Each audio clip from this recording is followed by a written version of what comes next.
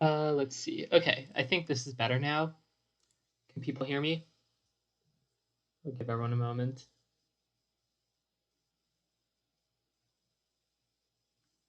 Actually, I'm just gonna check. It might be stream delay making this a little harder. Okay, this is better. There's a bit of a chat delay. Okay, cool. Everyone is saying it's better. All right, there's a bit of a chat delay, so apologies.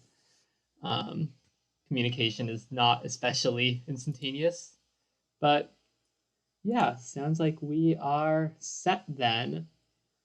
All right. I'm going to wait a few minutes for any latecomers to join the stream before I start the VC. Let's see, what is it? Okay, yes, the stream is running. Very good. Um, yeah, I guess maybe for now I can do a quick Q&A. Anyone have things they will or have questions they want me to answer before I do the contest? Uh, Gaming but not really asks what I wonder what Geo's max WPM is. I type roughly 120 to 130. Obviously, probably lower when I'm actually typing code because typing weird symbols is difficult. I kind of think it probably doesn't matter that, or I think probably though people somewhat overrate the importance of typing speed and Codeforces and such because you're not really typing all that much if you're just using very short variable names and you're using macros and everything. So, and I guess like you might have to type a lot of lines, but even then, it's like it's mostly punctuation. So right, and so doing a lot of type racer or whatever maybe doesn't translate so well. Sachin asks, "Will you be conducting regular streams?" TBD. I do not know. Game that not really asks, "Where did you learn algorithms?" I did a Coursera class back when I was in, I guess back when I was in 10th grade. That helped a little, and a lot of it also I just kind of derived using intuition that I had learned from math contests. Let's see what else was helpful. I read Competitive Programming 3 by Stephen and Felix Halem. There's now a fourth edition of that out. But anyway, and so that was somewhat helpful. And so just learning about some of the basic ideas behind greedy algorithms, DP, divide and conquer, complete search, and then having some intuition from doing a lot of math contests helped some and was enough to get me started. And afterwards, when I was looking to learn more specific and technical algorithms, I've used cpalgorithms.com. That's been a really helpful resource.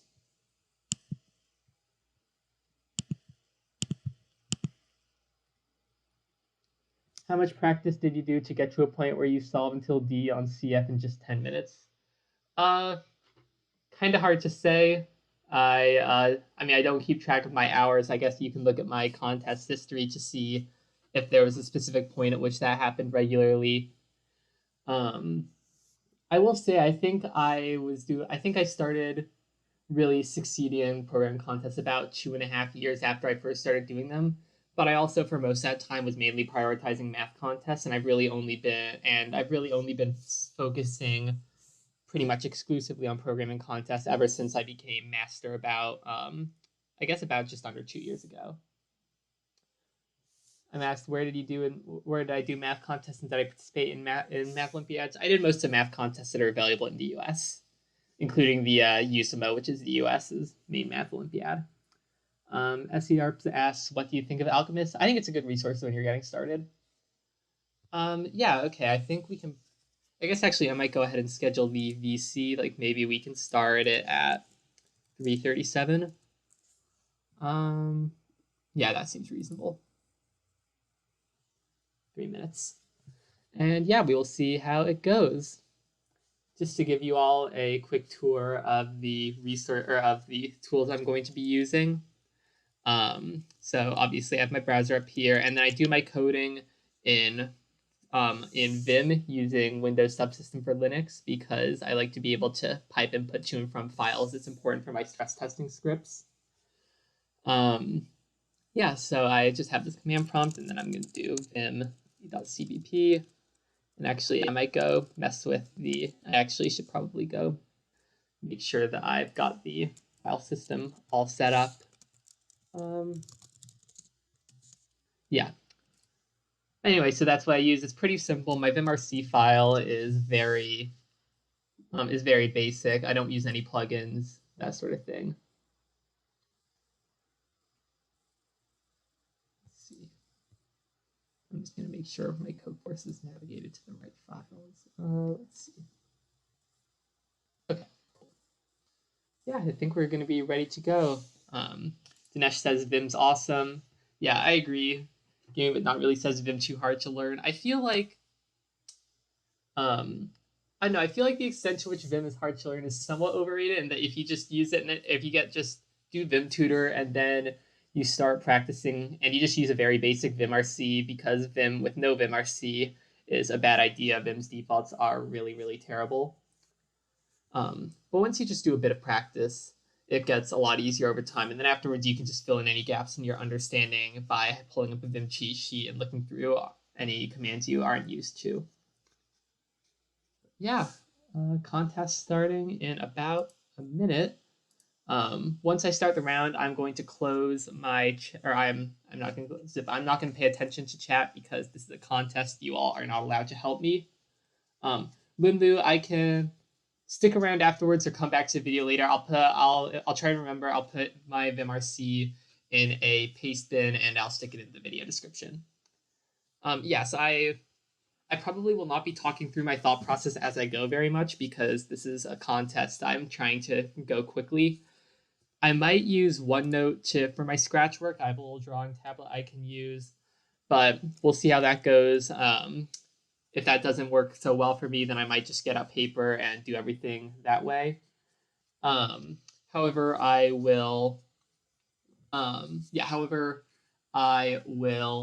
over all of my solutions after the contest. So if you're interested in learning how to do some of the problems, then let me know, or then you can just wait till then or come back later, and I will be happy to go over everything. And I'll also probably go over the div2 only problems. Anyway, we are about to start. Let me pull all of my things I need up, and here we go. Oh, KGS has my math background, help me in coding. Yes, very much so. Very hard to do well in competitive programming without like learning some math along the way. Okay. And positive integers.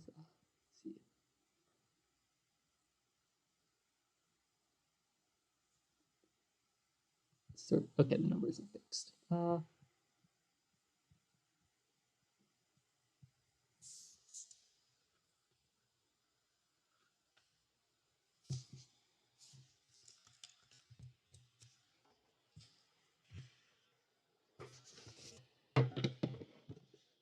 See, 1, 2, 1. Yeah, like take 1 from the first 2, 1 from the last 2. 11. So I guess like you can just take 11 or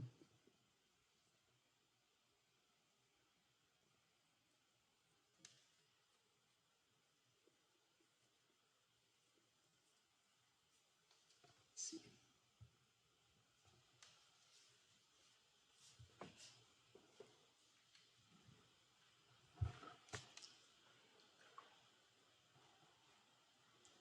So I guess basically we have to write this as the sum of a decreasing sequences and an increase in 1. And I think like we could do that greedily. So like 11, 0, 7, 7, 2. Yeah, because then if we try that down here, we get 1, 0, 1, 2. Okay, yeah, I know how to do this. Let's go.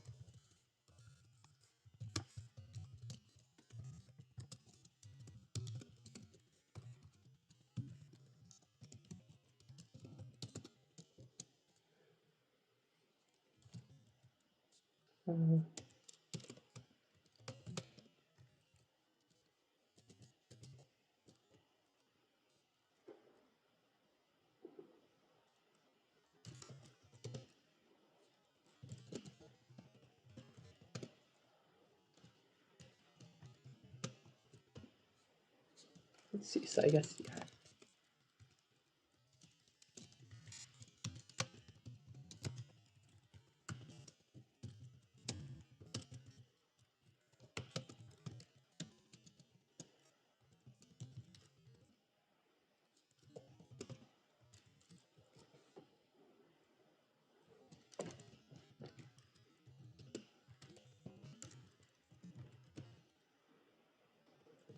Feels like sketchy logic, I think.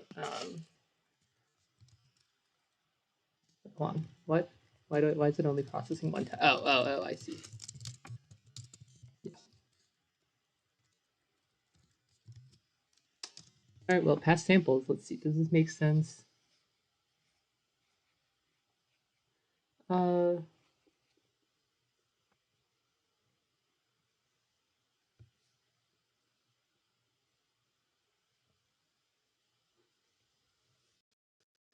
no.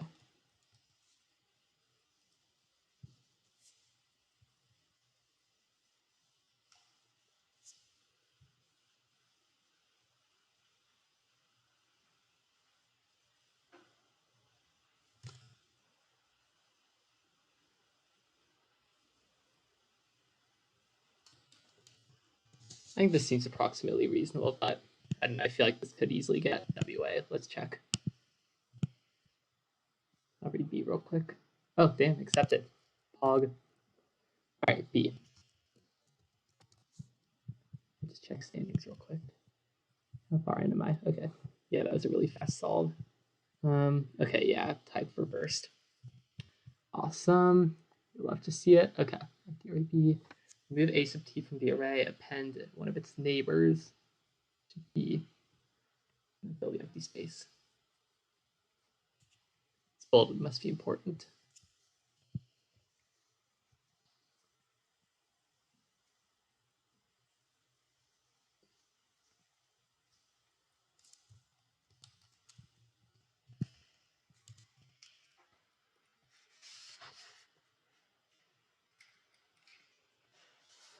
Okay, so let's see. So we 1, 2, 3, 4, 5, 3, 2, 5. So we can't remove 2 at this point, so we have to just get rid of 4. Yes, like yeah, and then we can add 3, and then we have 1, 2, 3, 5. And then to get 2, I guess we can remove either of these because yeah, they're both free. So, and then yes, like yeah, we can either remove this 3 or we can remove the 1, and then we just have to remove the 2 the next time. Okay. What about this next case? For let's see. Yeah, this doesn't work because we can't remove the 3. Yeah, because we can't remove the 3 too early.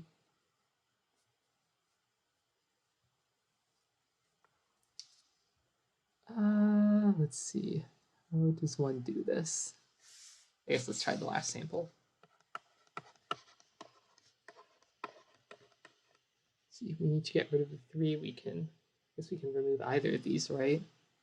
Let's just say we do this. Then we get 3. Then can't remove the 5. Got to remove the 6. So that gives. Can remove either of these 2 things, and that gets us the 4.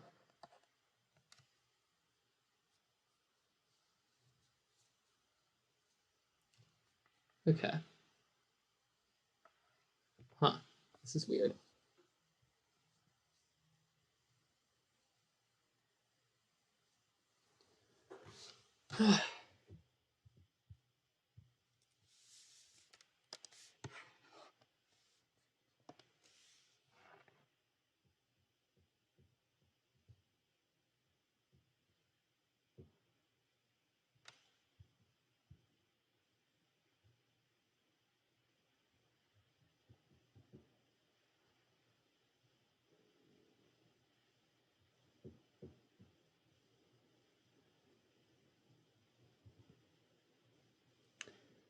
K integers distinct.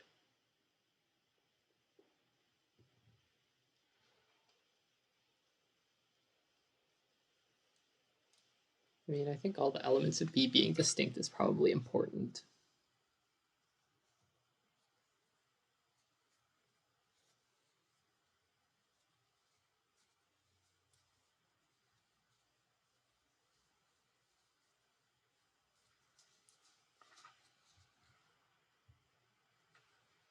Wait, hold on. Is it just basically like we multiply by 2 if the Yeah, like if both neighbors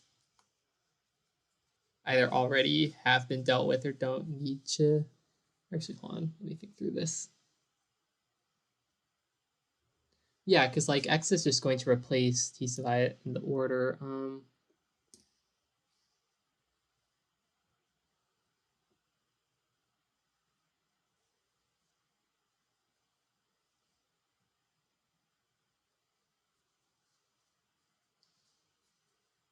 Okay, let me try implementing this.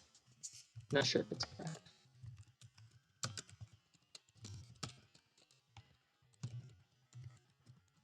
This is very weird intuition. And I'm just gonna use modin to make life easier.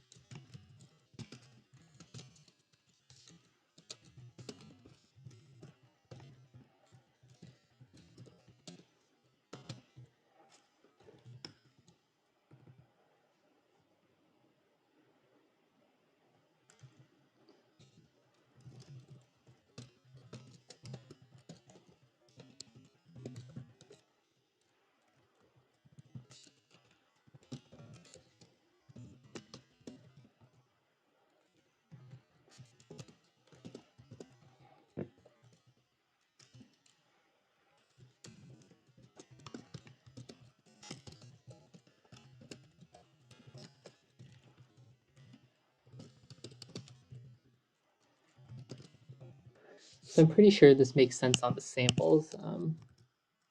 Yeah. Does it work in general? That is a difficult question. I should probably use the right mod. So we'll be able to.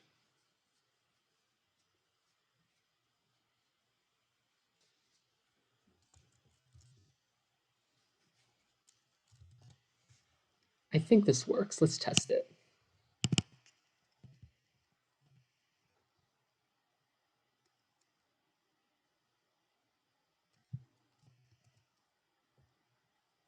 Accepted. Nice. Ooh, I'm killing it. All right. Problem C. Directed graph n vertices, m edges, 1 to n, token in 1. Move the token in 1 second, or we can transpose. Oh, whack. Okay.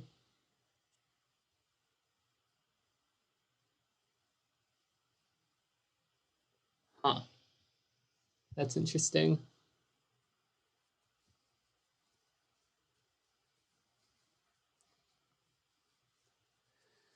Well, I guess one thought is we can like brute force what we can do, or like, yeah, we can brute force up to like a small number of transpositions. Because like if each transposition costs like 1,000,000, all you want to do is minimize the number of transpositions.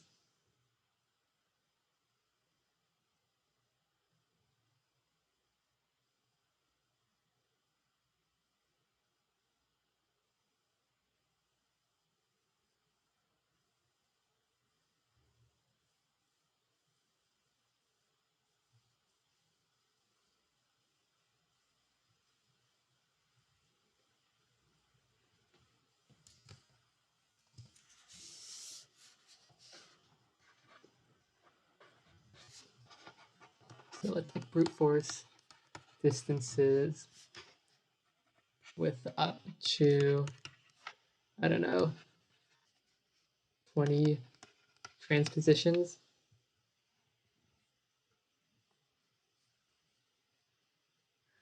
And then after that, we can like, wait,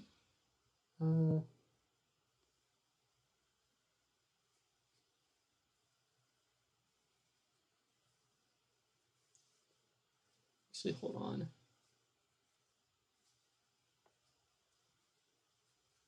I guess like maybe what we can do is we can say like, okay, first try minimizing,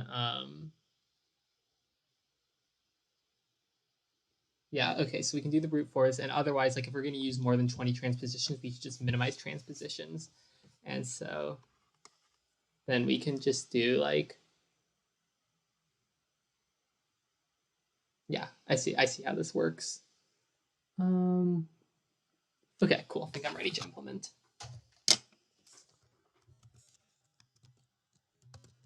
Again, by the way, I will explain these in a much less cryptic way once the contest finishes.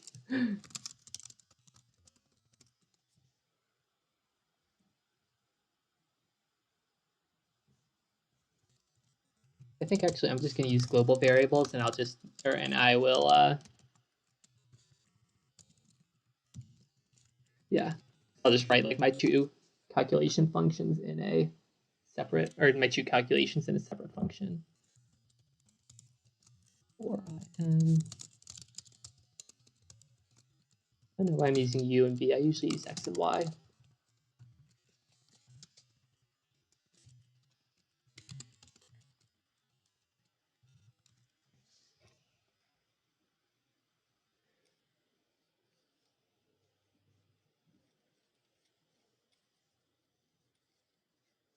Okay. Actually, I think actually doing these in functions is going to be annoying. Let me, yeah, okay. But I'm definitely gonna need mod ints.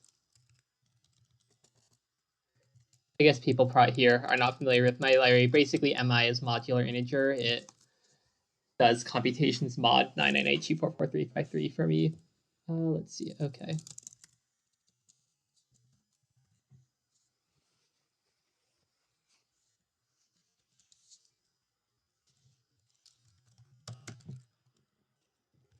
So I guess. Oh, actually, I probably need I need. I'm actually just gonna call these G and GT. Graph and graph transpose. Let's see.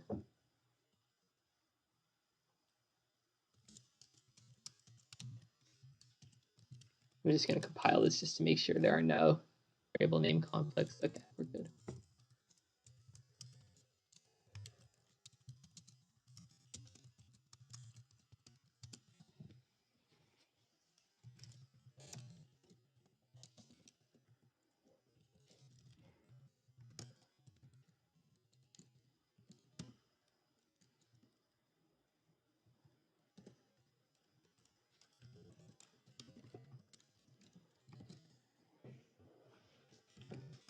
All right, let's see.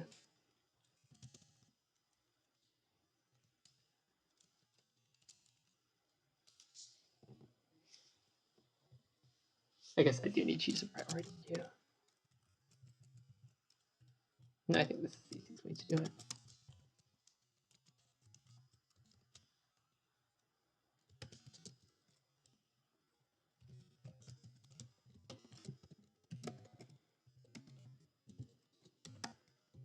I feel like this is a very easy problem to conceptually solve, but it's going to be pretty nasty to implement. Actually, yeah, I need to do PIs. Wait, no, I don't.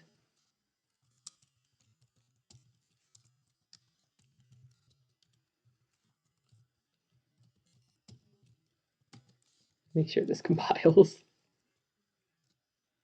Yeah, it does not. Okay, whatever. I'll just stick it all on one line and what? Oh wait, no. I need another bracket. Yeah, cool.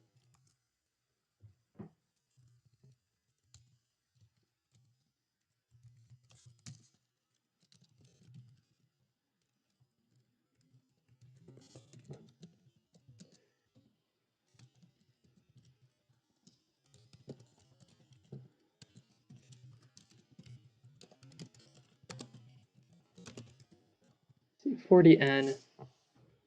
I guess like that's what, 8 million with the log n factor. That'll be, how much time do we get? 3 seconds. I think this will be okay.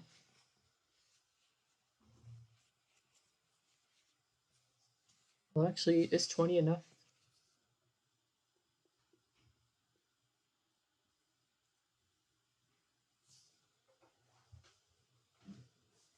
Let me think about this.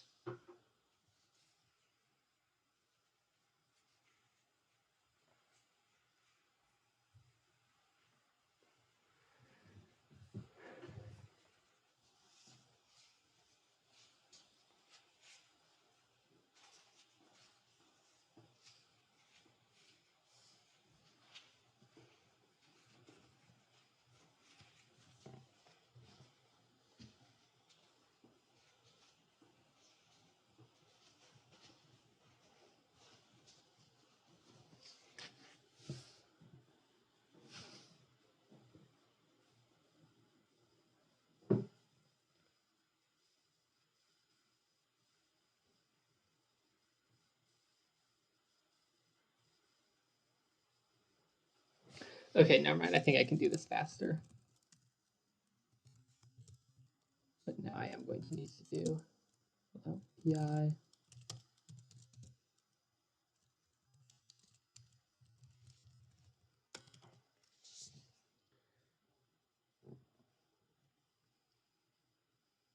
And yeah, because you should never be going more than like 200,000. Oh wait, no. Hold on. No, I'm being stupid. Yeah, let's do 40.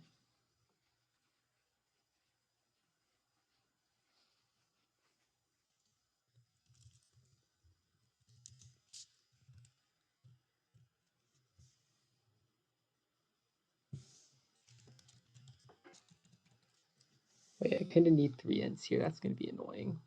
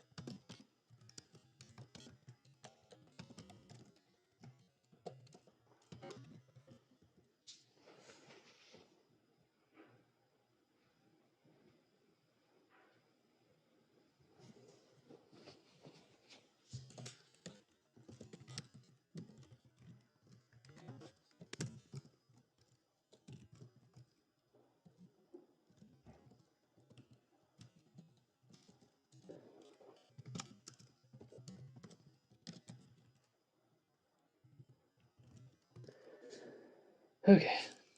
Let me make sure I'm sorry. Yeah. Okay.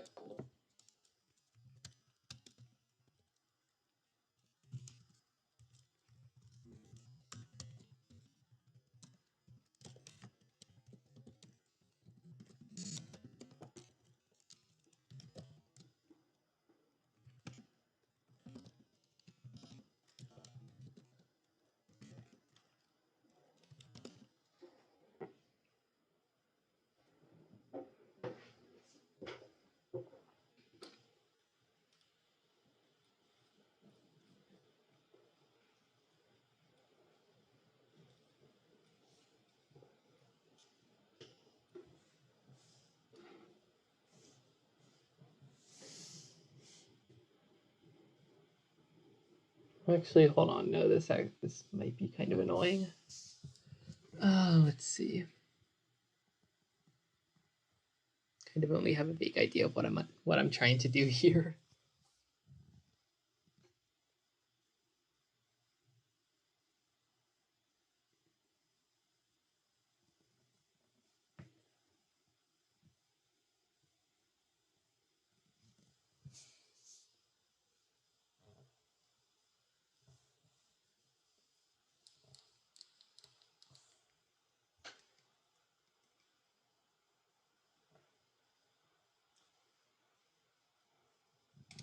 Oh wait, I think I can do 20 because like one transposition is only going to save you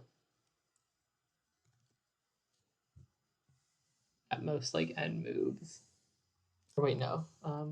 Yeah.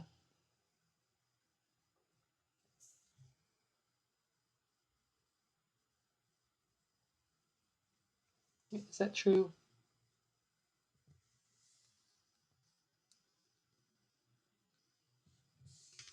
I think it is. And I think I may just need to try and get this to pass under the time limit, which like seems plausible. Okay.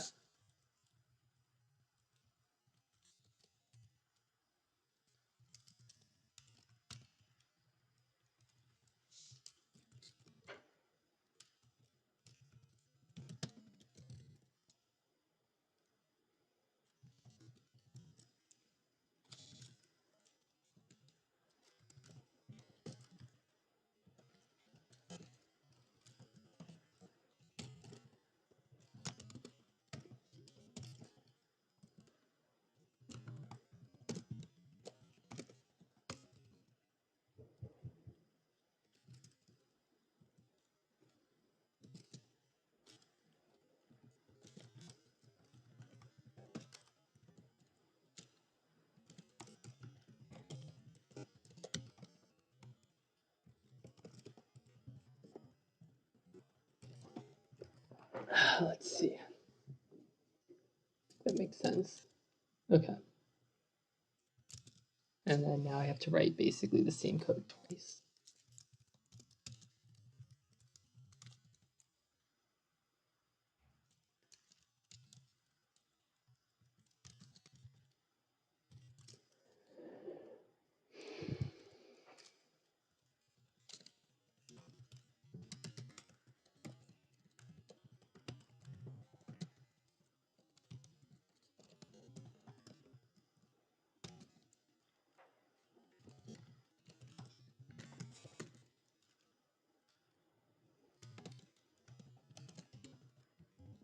Oh wait, I don't need this extra variable. This is an extraneous variable. Wow, I'm so dumb.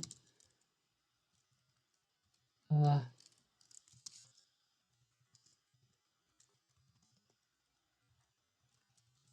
okay, yeah, I can go back and change a lot of this. But it'll like cut 50% of the runtime.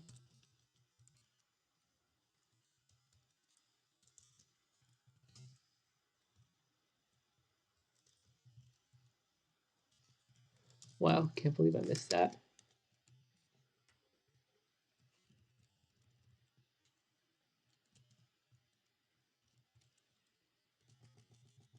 Yeah, so now I just need LL and then pair of ints.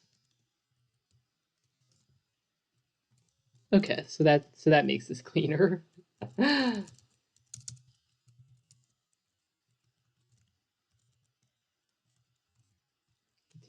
Can take a dimension out of there.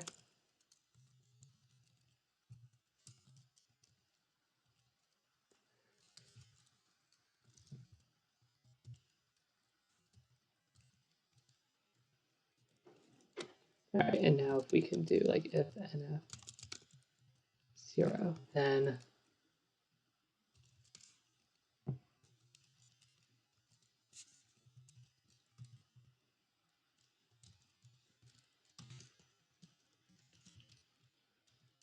actually I need to do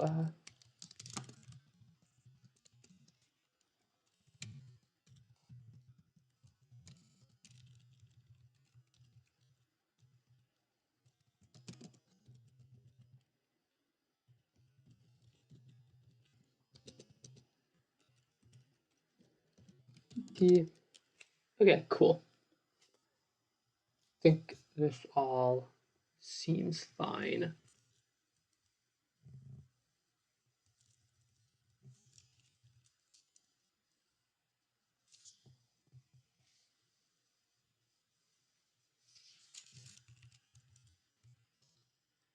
Oh shoot, I think I'm missing a bracket somewhere.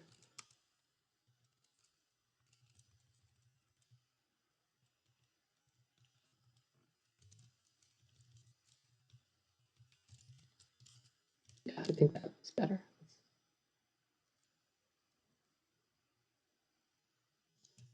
Yeah, got it. Let's see, yeah, this should be in parentheses, and okay. So I think that's the brute force, and then now the other approach.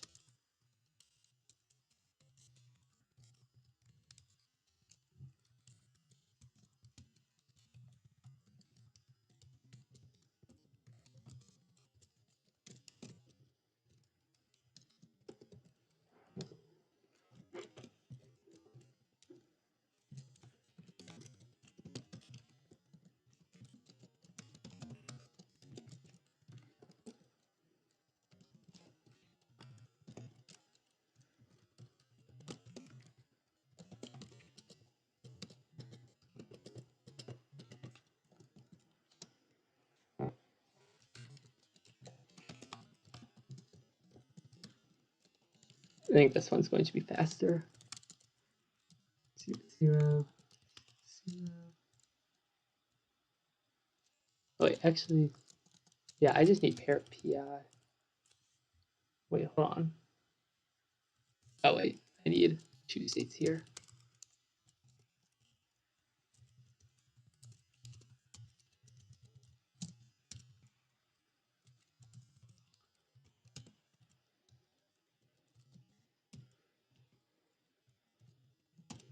Yeah, because I need parity and I need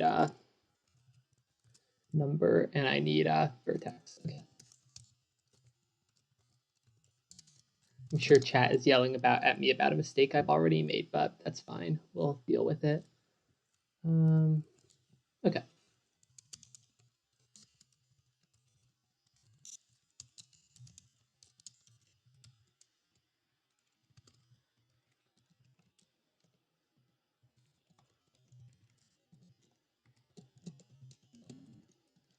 Oh, I need to pop. That would be important. Okay.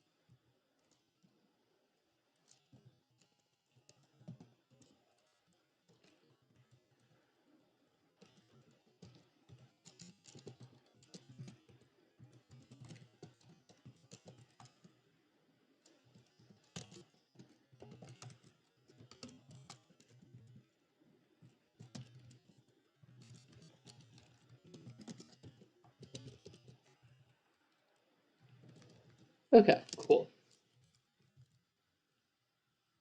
Now let's see.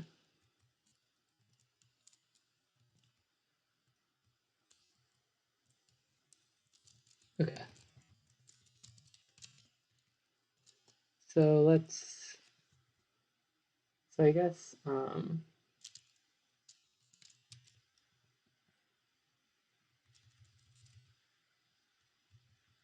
let's see. So the maximum answer from the negative is 200,000 times 20 plus. Okay, so about 5 million. This is, yeah, 5 million. Okay.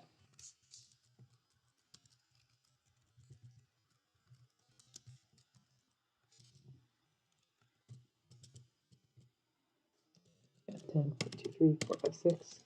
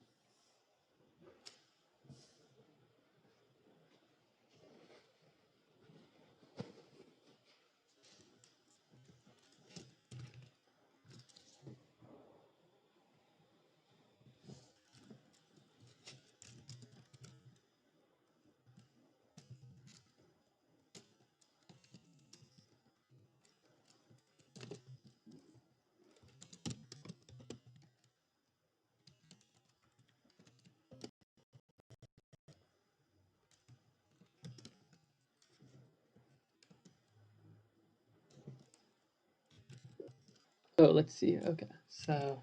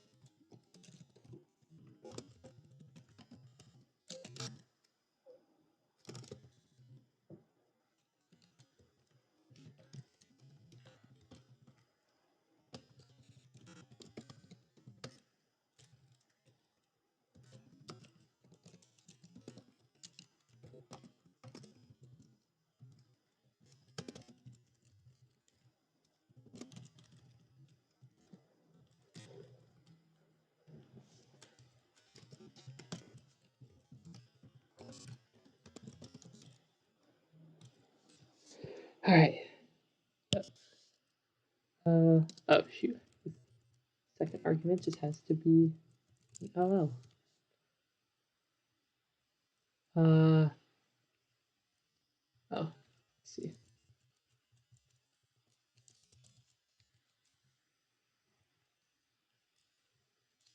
Oh, and this also has to be an LL, and then somewhere I'm pushing the wrong thing. Oh, here it is. Yeah.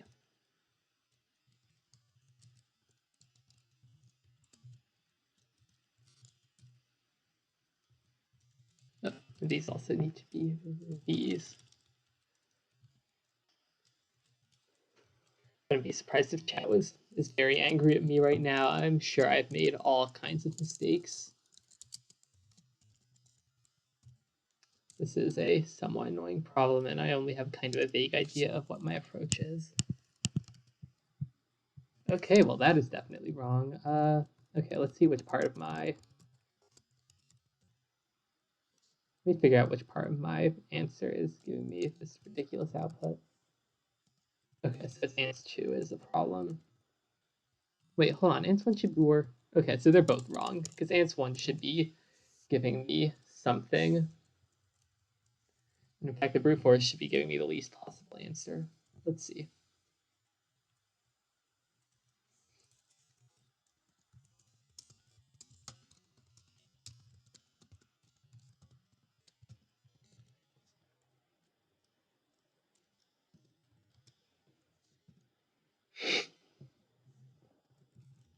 Oh.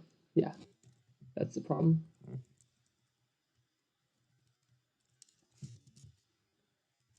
Let me just print ans1 to make sure that that's like looking correct, because that should be 2.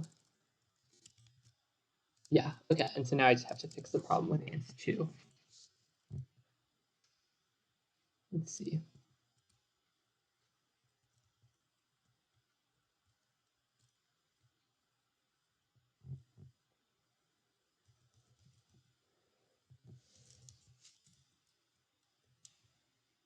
Oh, I'm so dumb. Okay, well, those were easy bugs to fix, but in this case, there also were no transpositions. So, yeah, okay, and that is not good.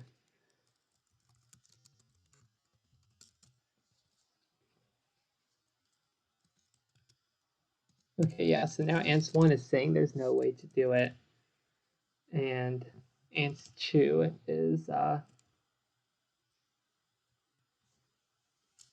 yeah, okay, let's debug ans. Well, now ans2, I guess, is going to, well, let's see, so what's ans2 saying?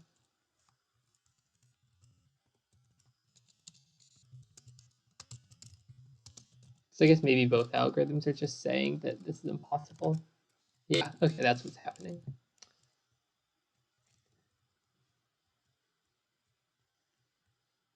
And here, yeah, you just need to do 3 transpose. So I guess, yeah, I think my transposition is wrong somehow.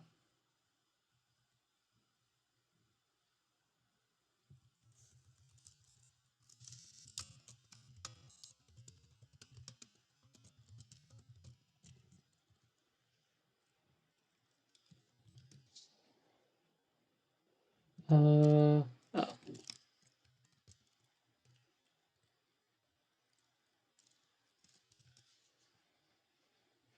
Okay, so basically we're just flipping 0 over and over again.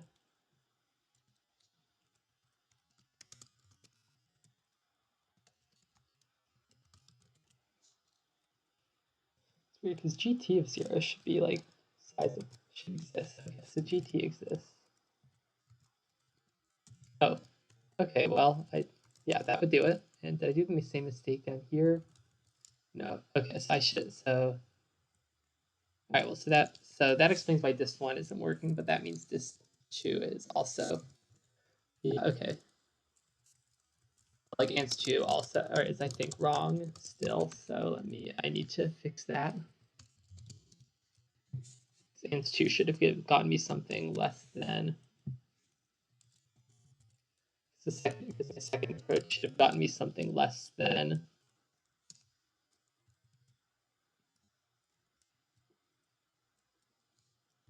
Okay. What? How did it? I'm confused because I thought ans 2 was still a billion a moment ago, and I'm not sure what I've changed since then. Huh, that's strange. I'm almost like kind of tempted to stress test this because I don't know. I feel the problem is, and I guess maybe I should just submit and see what happens. But I feel like these are some exceptionally weak sample tests. So I'm very certain that this is somehow wrong. What time is it? About 40 minutes in. Shoot, it's taken me quite a while. I want to submit this. Am I feeling ready? I guess, yeah, I probably should. Wrong answer, 13. All right.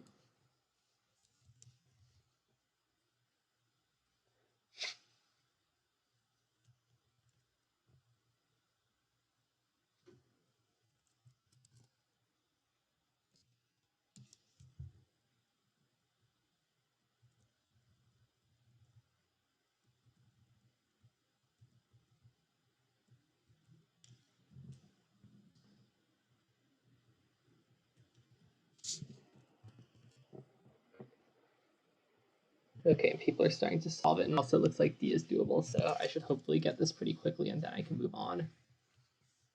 But it sounds like the basic approach may be somewhat reasonable if this is working up to a certain point.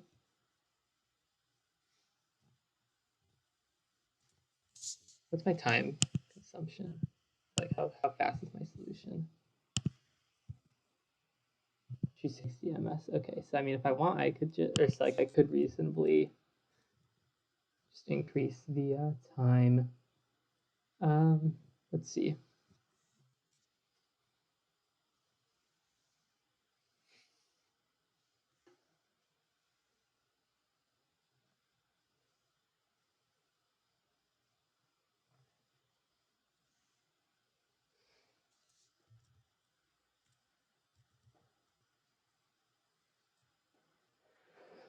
No, I kind of don't. I don't want to write a brute force for this, but I might have to. I'm kind of thinking there's something conceptual going on here that I'm definitely missing.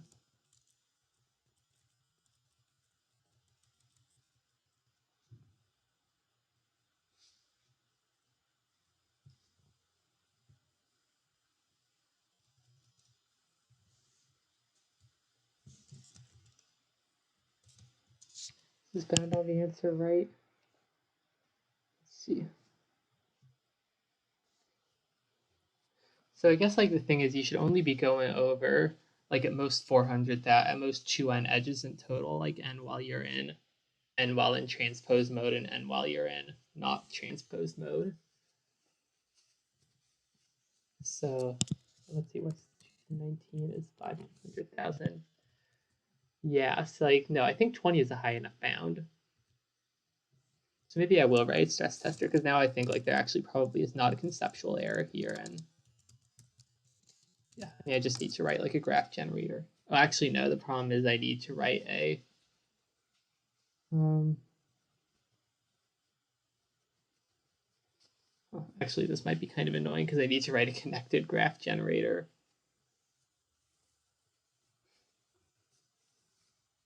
Maybe what I'll do is I'll just like generate a tree and then I'll add random edges onto that. Yeah, and I'm gonna say like for now I'm gonna see if I can get a counter case with n equals, let's say 10, and m equals 15.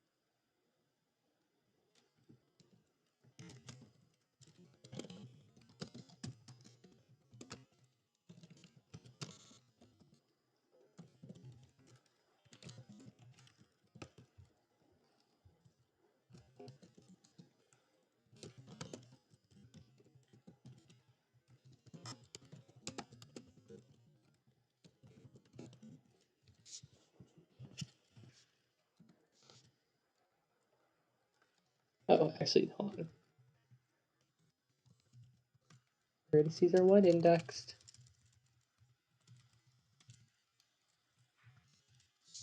This is annoying. This is a very silly problem and it's definitely making me fall behind, but oh well, not much I can do about that. I really don't want to write the brute force for this though. Oh yeah, I'm writing C, not D. Let me take another look through my code, make sure nothing's off. It's like mod 998244353. I have MX's 200,000.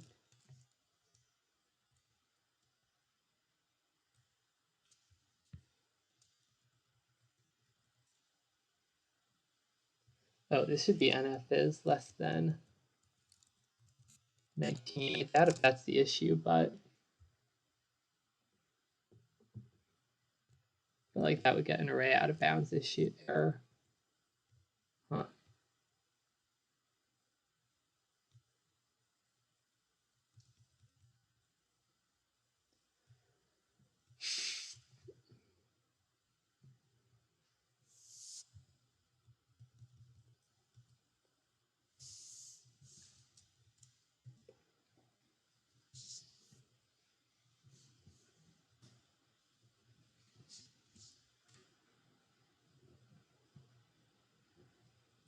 So I think the Dijkstra is correct.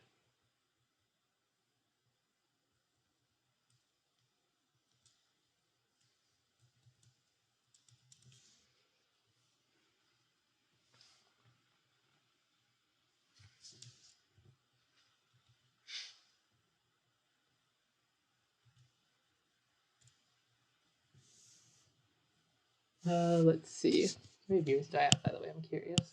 Okay, pretty good. Let's see.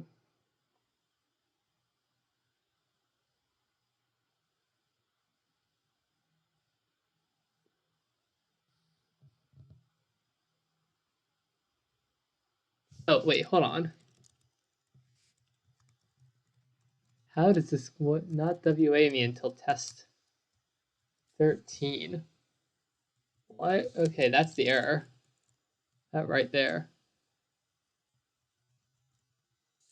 Man, how does that even pass samples? Like, what? It is fully possible that there could be other errors in this, but yeah, wow.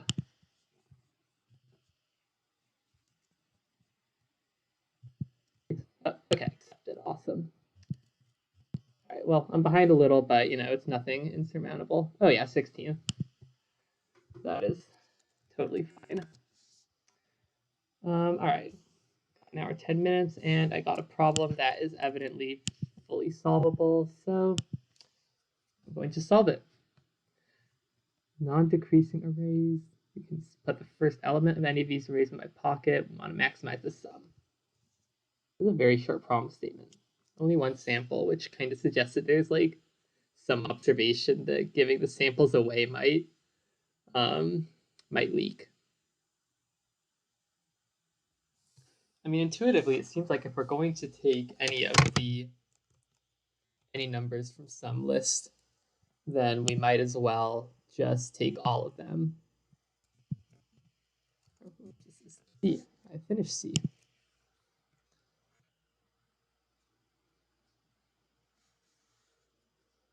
Because like if we're going to take and then not an plus 1, and similarly, let's say we take bm and then not b m plus 1. I mean, if this is great, if bm plus 1 is greater than, all right, yeah, because if like bm plus 1, so we must, so yeah, so like we must have is less than bn, or sorry, an.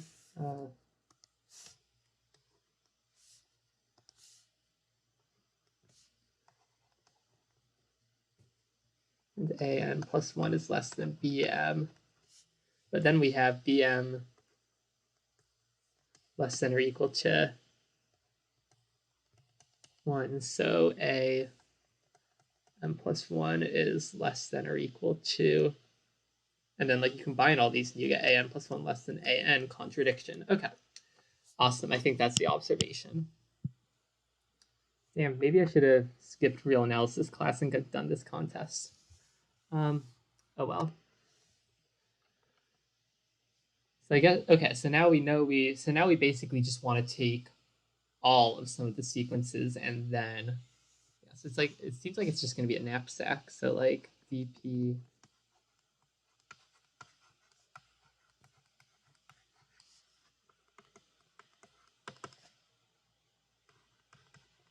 actually, hold on, I think we need NK too, because whether or not we've like taken spare elements yet.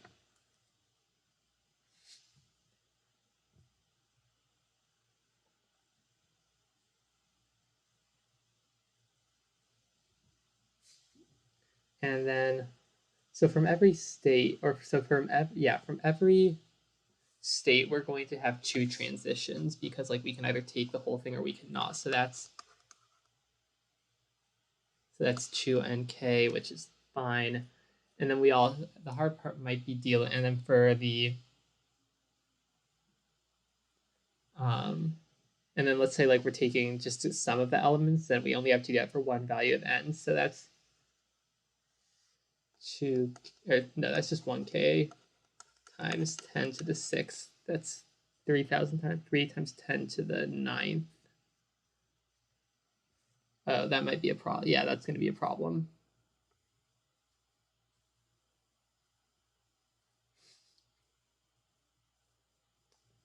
Okay.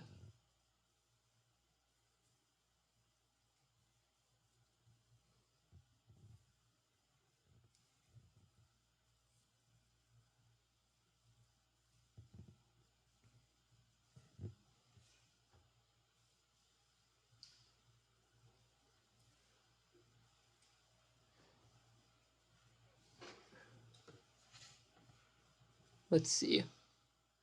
What if we do like a forward DP and a backwards DP? Yeah, that would work, I think.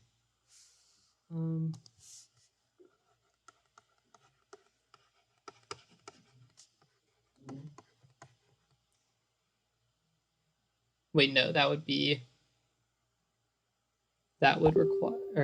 require for every step. Yeah, that would require for all n transitions.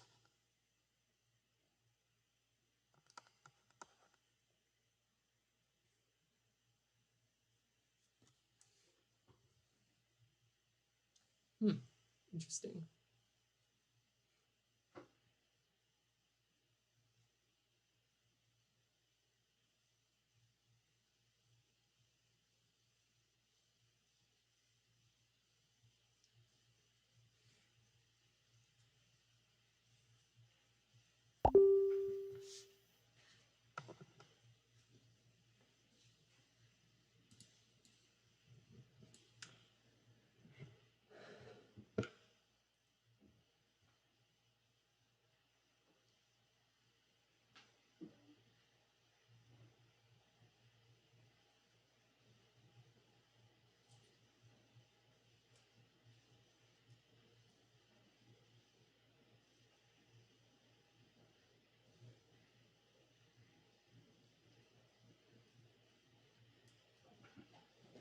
I mean, there has to be like a n squared or so solution because 1.57, because like if they intended us to do constant factor stuff, they would have given us more time.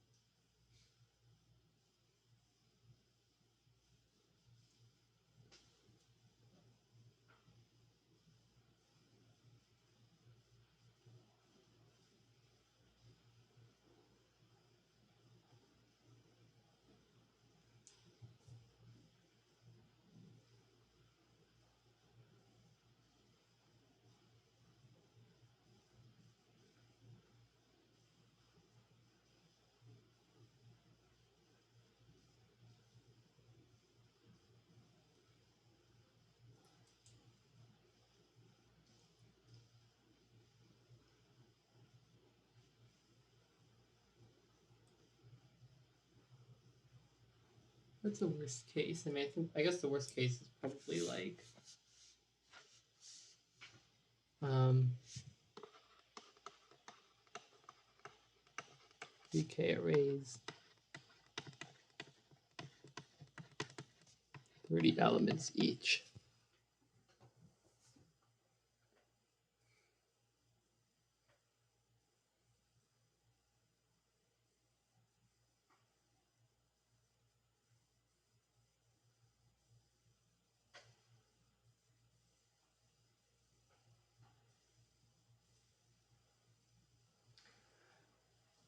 Let's see.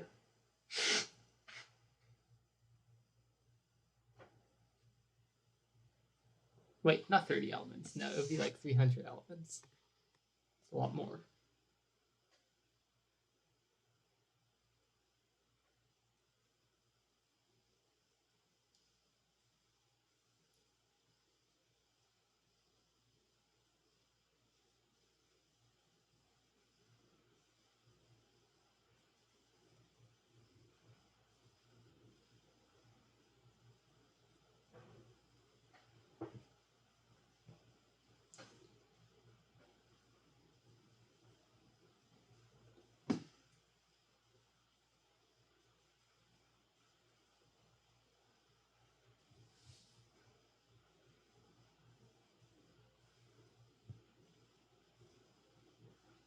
Yeah, I guess this like kind of lets us divide our runtime in 10.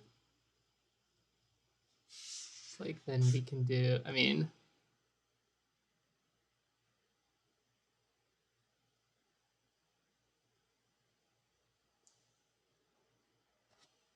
yeah, no, it's still way too slow.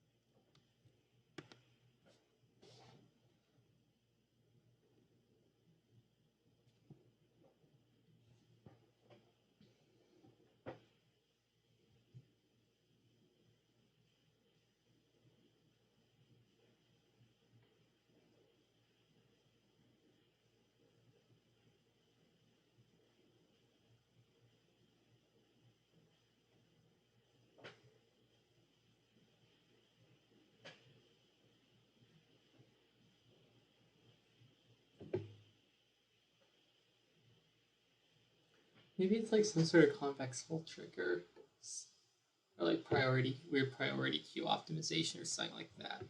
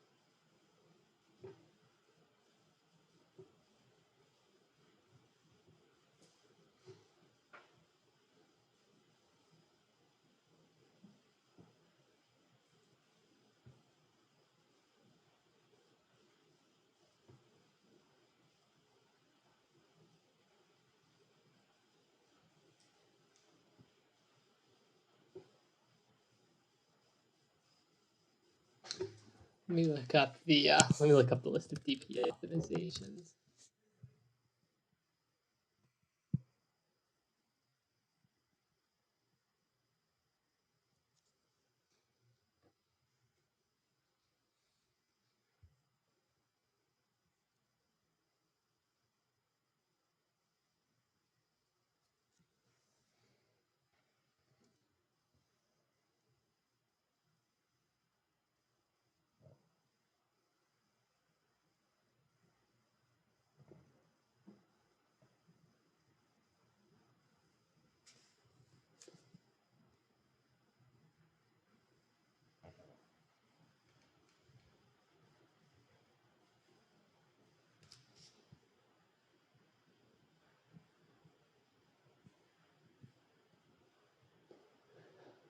Let's see.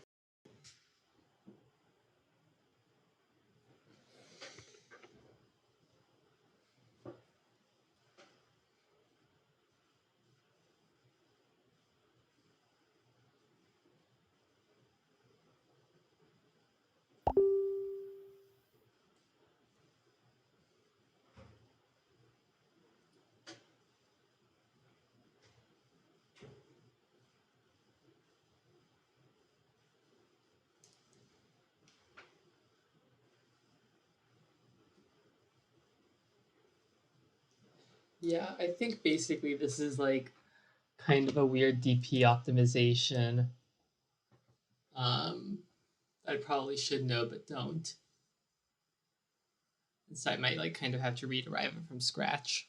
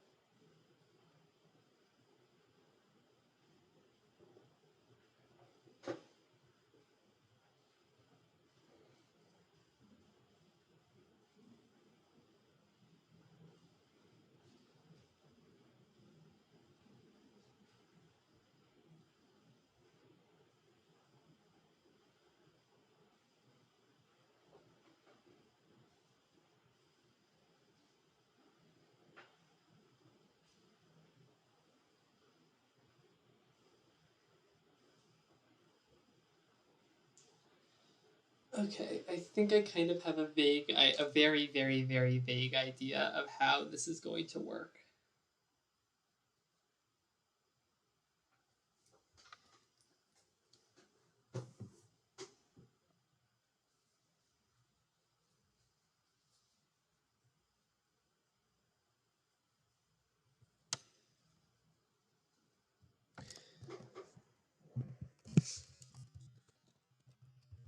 But I'm going to start with the part I don't understand, which is the transition, or which is like a certain kind of subcase of the transitions.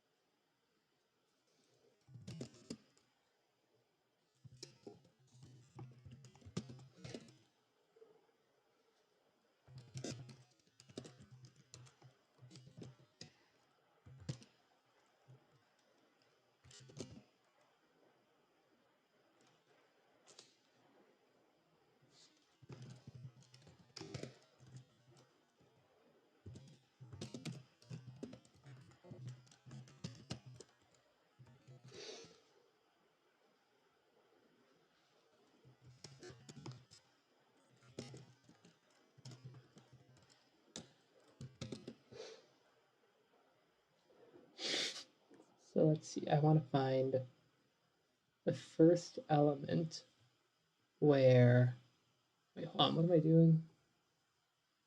Kind of forgotten everything that was going through my head, honestly.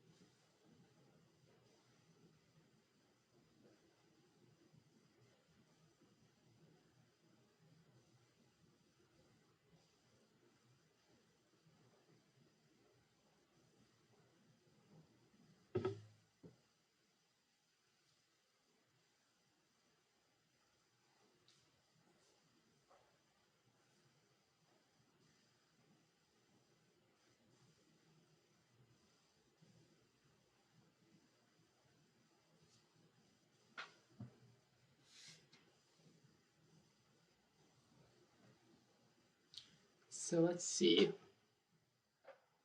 Each starting position is going to be optimal. I guess, wait, okay, so the difference is increasing. So it's always, so each starting position is going to be optimal beginning from the time it's introduced up until some later point. And that's going to be like a contiguous range. And then it goes back to whatever was the max beforehand.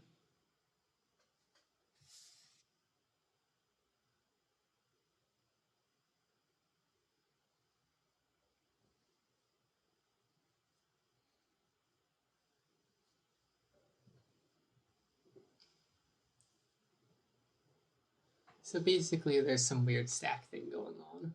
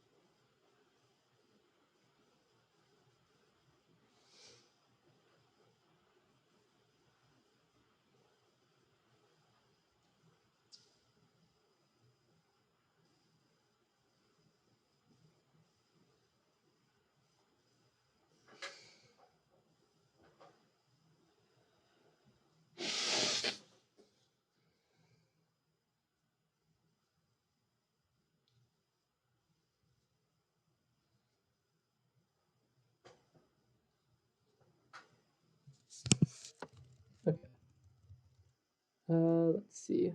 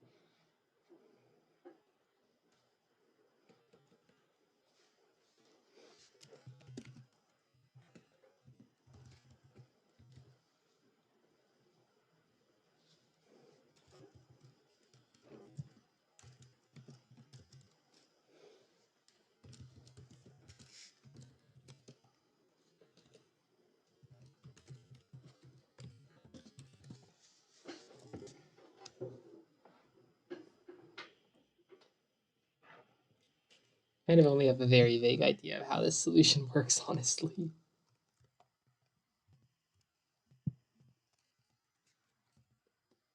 If I is less than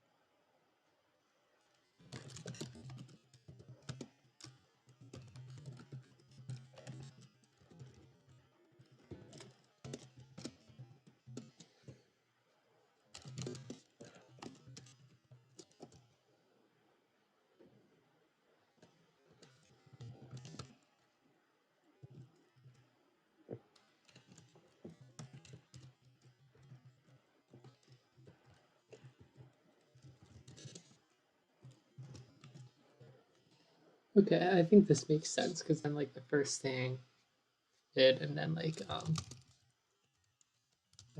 equals dp of plus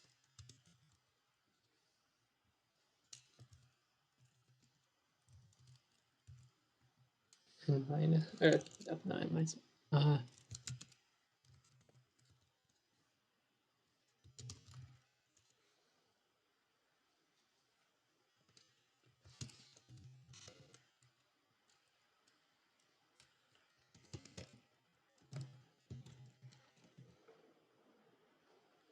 it's like pre of, yeah, okay. And then if cur is greater than or equal to val,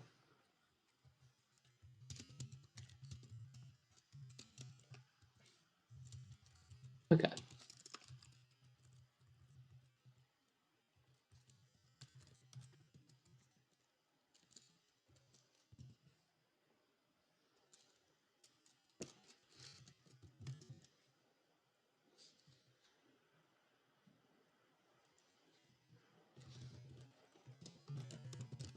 All right.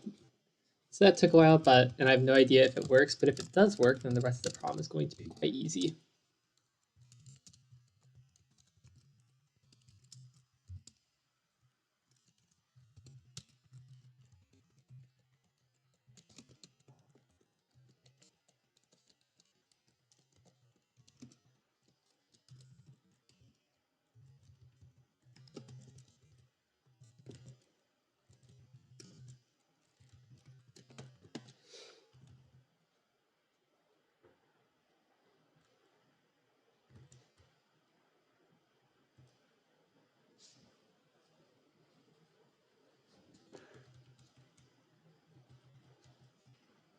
Actually, shoot, this could be annoying with small arrays. How do I deal with this?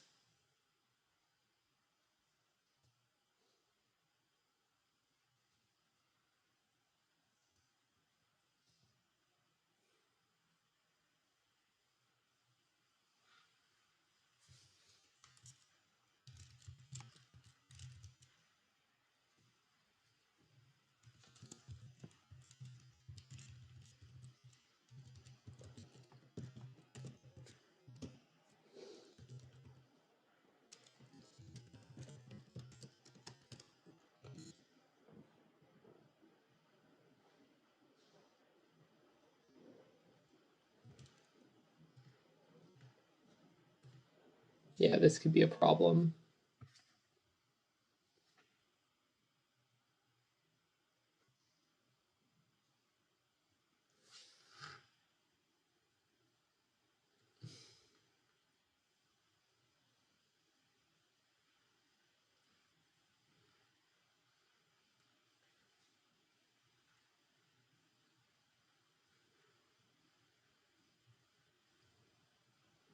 Let's see.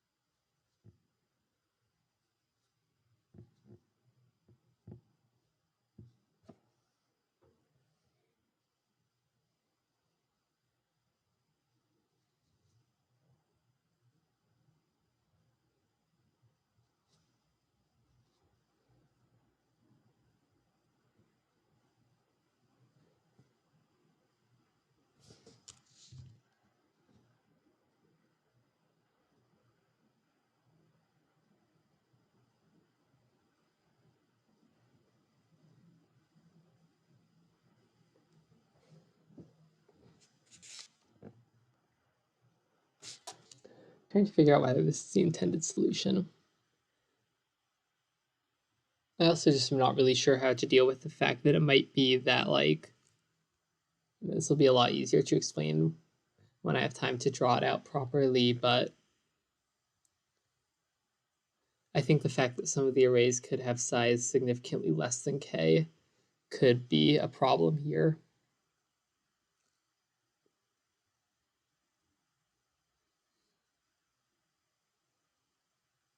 because like we're kind of assuming that after some array becomes that after some array loses or is no longer the best option, then it never will be again. But that might not be the case, or but that might not actually be the case, because suddenly like one position's value is going to just stop growing.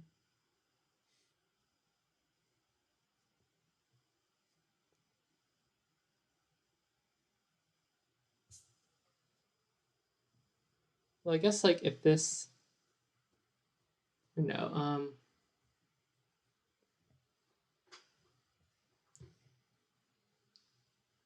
is this all right? I think it might be actually. Yeah, I think I might see what's going on here. Maybe I just need to handle it as a special case, but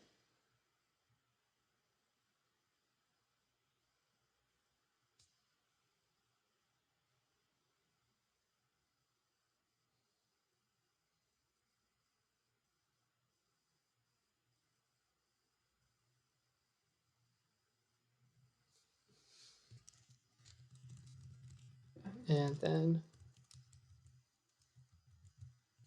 see, so this should then be minimum of this and m.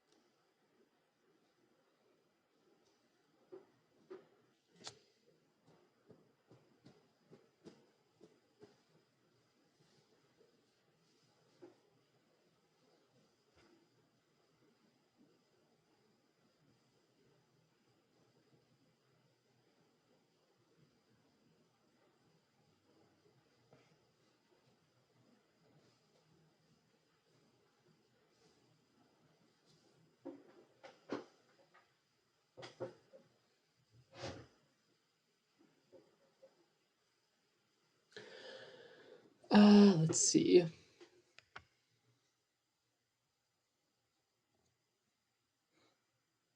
many people solve this? If it's a lot, I kind of think I might have just. Yeah, I'm starting to think that maybe I just like made a mistake from the start. Like that this maybe is just completely off track.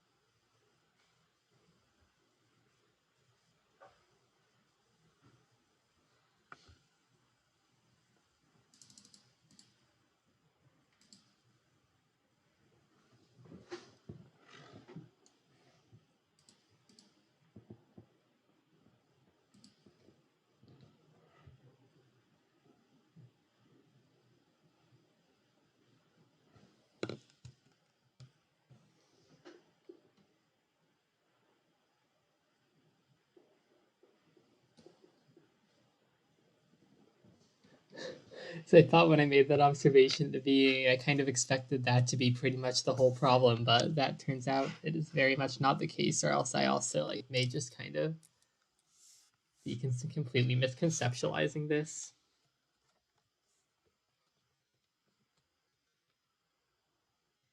Oh, whoops.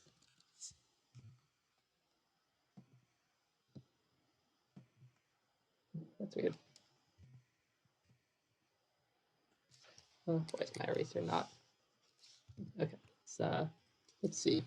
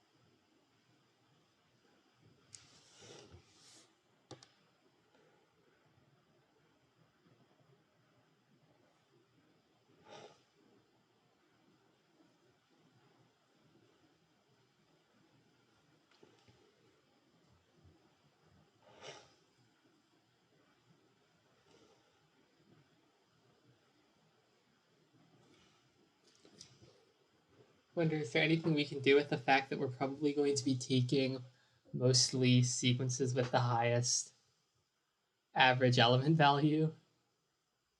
That seems like that's basically just the incorrect greedy knapsack solution.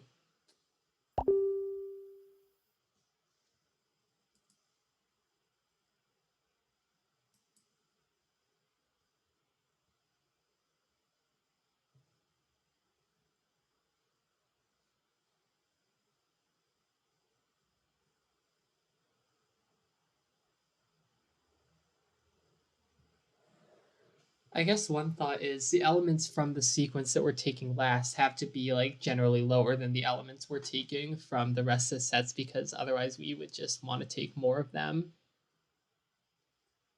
Meaning,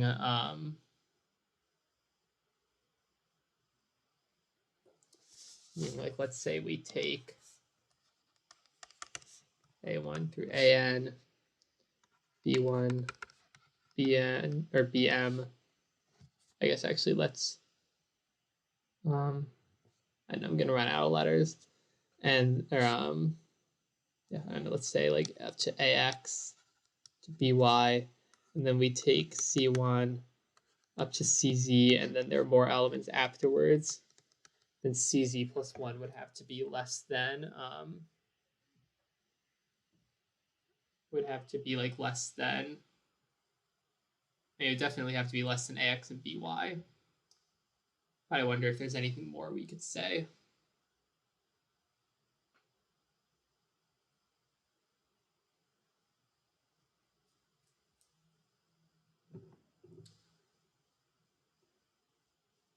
Because to some extent, I think if it's like some weird DP optimization, I'm starting to think I'm not going to be able to derive that in time. And so now I'm wondering if there's just one more observation that I need to figure out.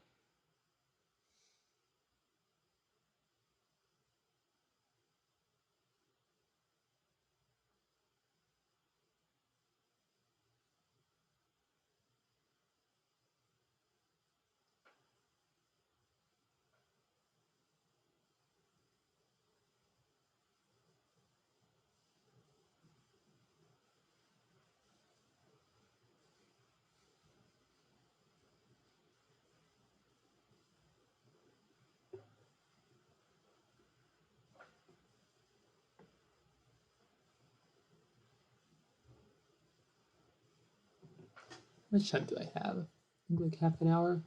Yeah, it's likely enough time.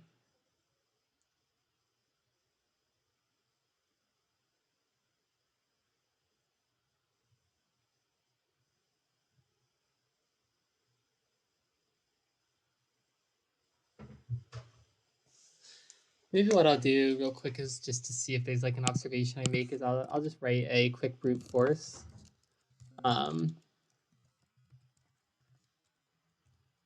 And then see, I'll set n equals 5 and p equals 5. Actually, no, I'll do like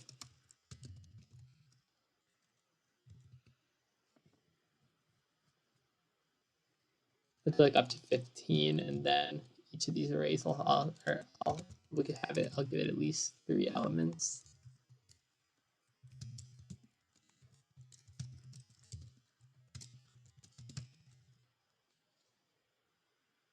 And then I'll just write the naive DP and see if I can and see if I can make that work. Or see if I can like derive anything based off of that. I'm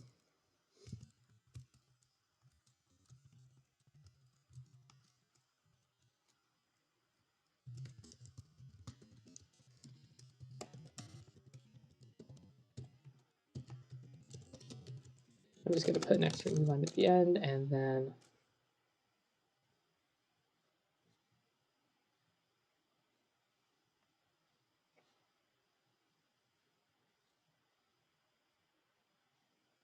I guess actually writing a brute force that actually outputs deconstruction is going to be somewhat annoying. Maybe that's kind of a waste of time. Maybe I should like just have this output some smaller cases and I can solve them by hand.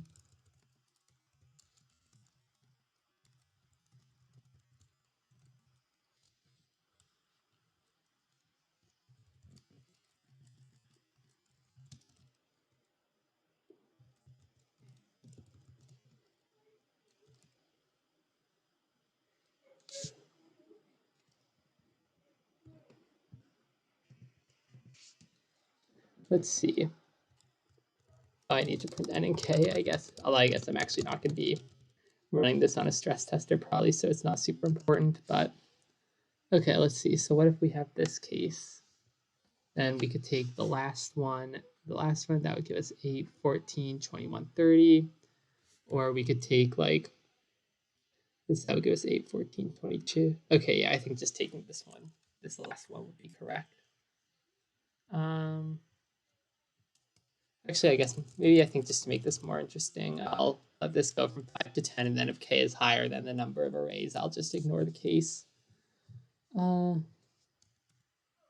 See, I want to wait, and I want to see if I can find something that's actually going to be interesting. Let's see, so here we could take 8, 13, 20, 29, or we could start with 9, 16, 22. Yeah, that would be smaller, or we could take 20 and then we could add. Okay, so we could get 29 in 2 different ways.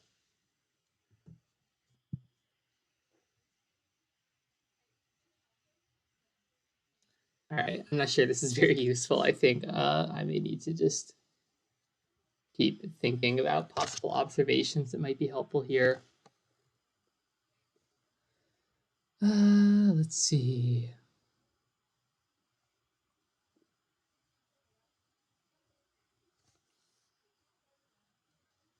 So I guess actually no.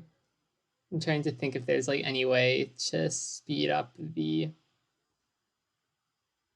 or just to speed up the computation of the just although I guess that's kind of the whole point of all of this. Yeah, I really do not know how to do this, which is unfortunate because I think I should be able to figure out how to do this. Oh, why did I just zoom out a bunch? I have to figure out how to get back to the right level of zoom.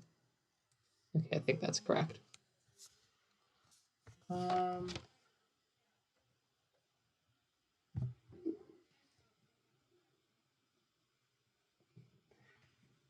Wonder if chat has any ideas. I don't want to look because that would be cheating, but I think there's a very reasonable chance someone is screaming the solution at me right now.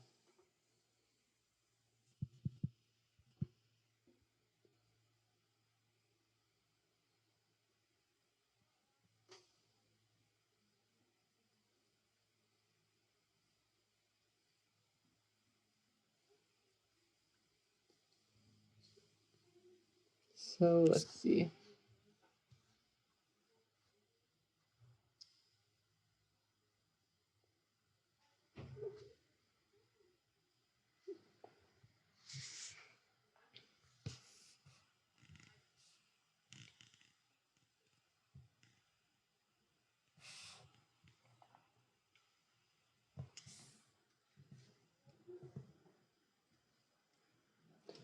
So think about this.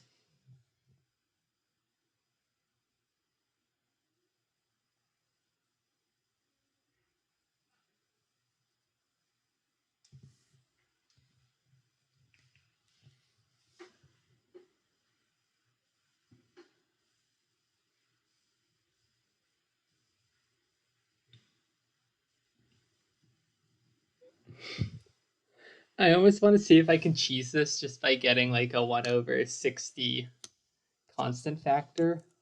Like, I mean, there's only 20 minutes left, so. And I think it would be pretty quick to implement, so like, why not?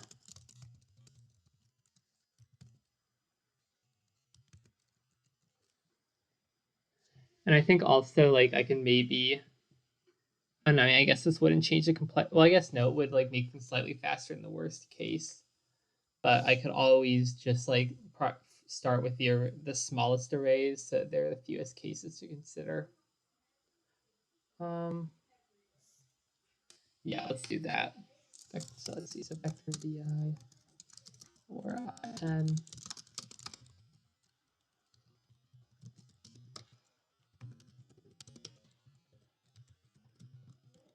All right, so let's see.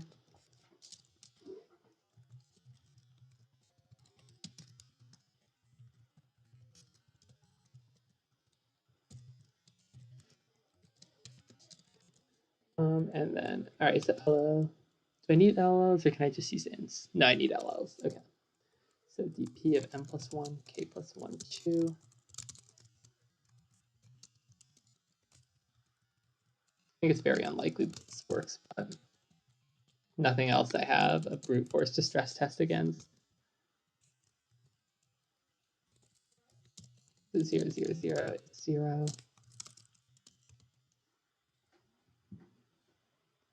Okay.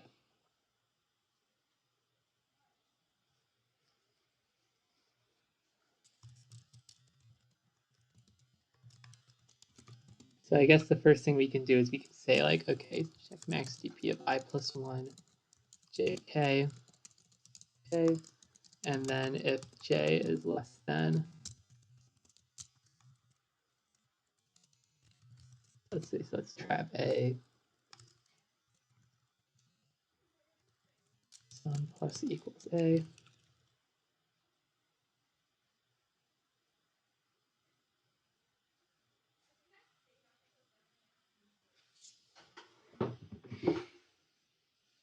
If j is less, if j plus size of a of board of I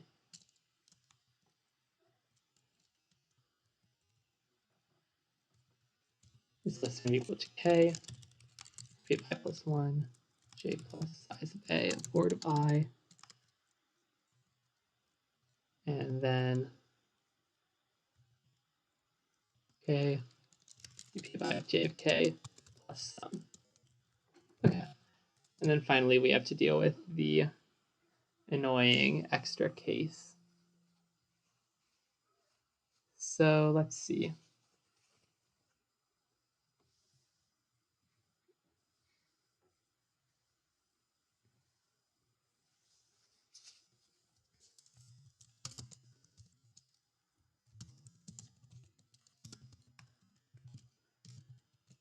Yeah, so first, like, I'm just going to break off in this case so that, and that's going to maybe save me some time.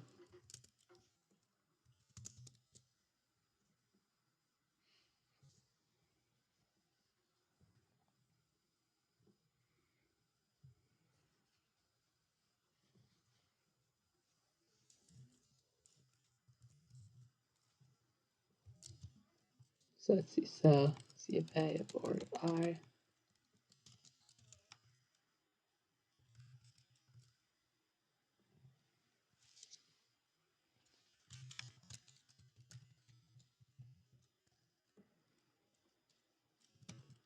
And then if j plus k plus 1 is less than or equal to k,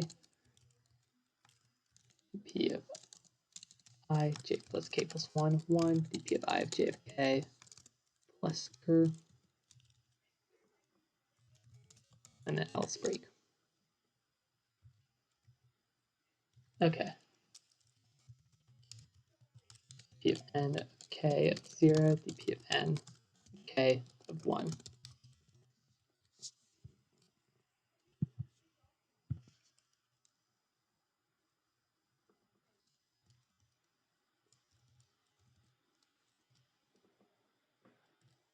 Where is this error?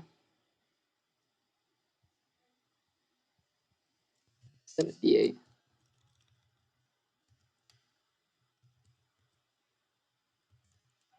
What's wrong with this?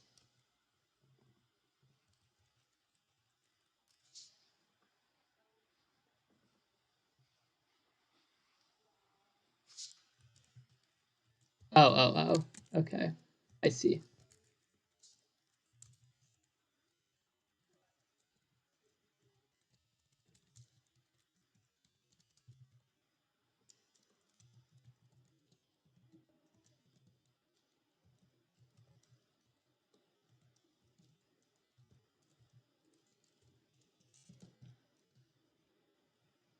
What? Okay, I guess I'll just have to add them manually.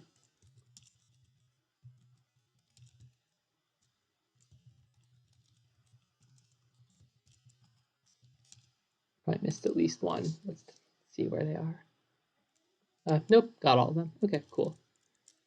And then, okay, the answer is definitely not 6.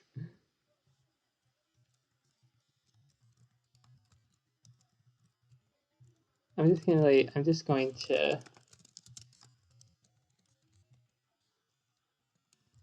put these to start.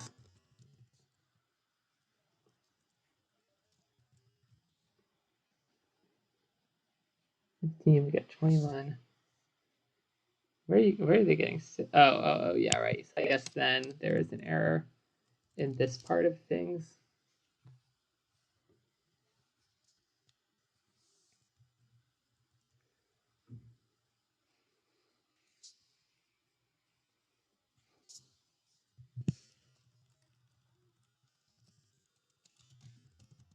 All right, let's do the same thing except the ones now.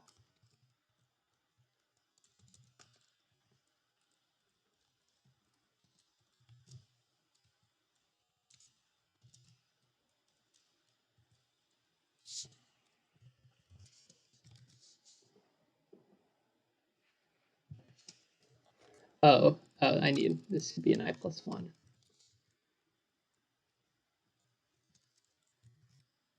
Okay.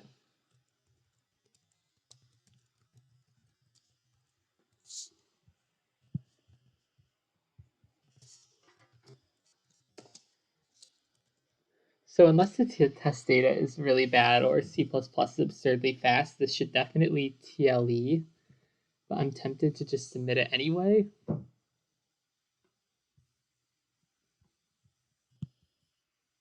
Just to see what happens, why not? This is what, D2, right? Yeah.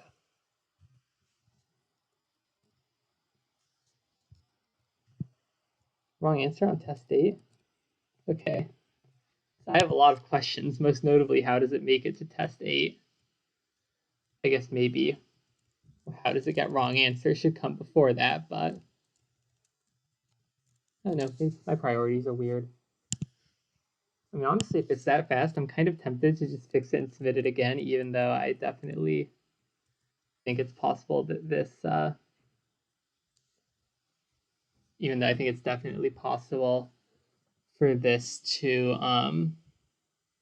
just like go really slowly on some other weird cases. But let's see. I mean, I'm pretty sure the lemma I proved was correct. Let's see. Apologies for any background noise that might be coming through my mic. By the way, I'm currently living in a dorm room that has very thin walls, so that is fun, but we are dealing with it. Let's see.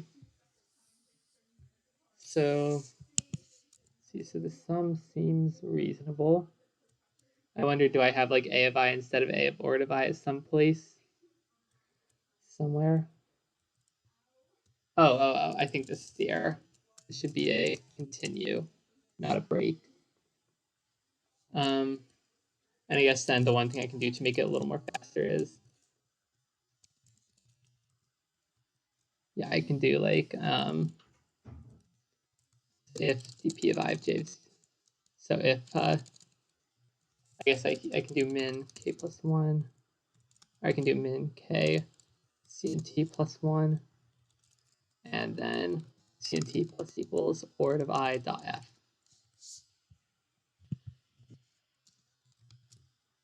Unfortunate thing is that like, yeah, doing it this way would definitely doing it this way would definitely make it wrong, but it would also speed it up considerably. So this might make it get TLE. But, we'll figure it out.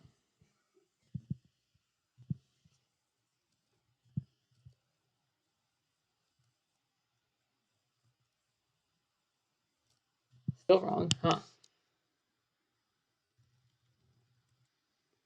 So let's see, we definitely need j plus k plus 1 less than or equal to k.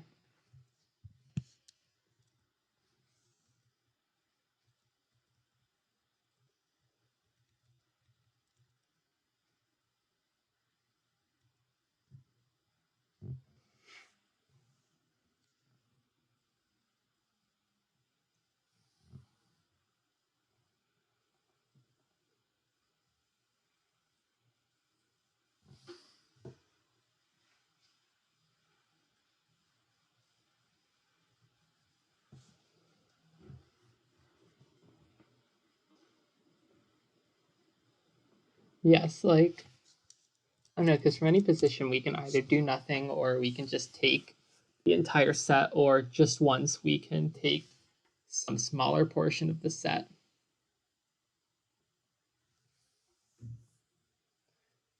So I actually use the fact that we can only take one smaller portion of the set to speed this up in any way. I think I might not have.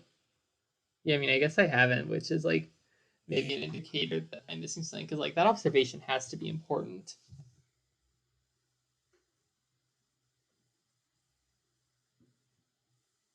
Oh, I know what I did wrong. How does this not fail until test 8?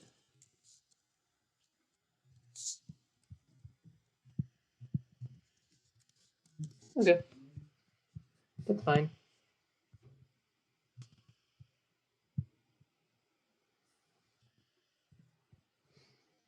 Okay, and now we should get TLE, I would imagine.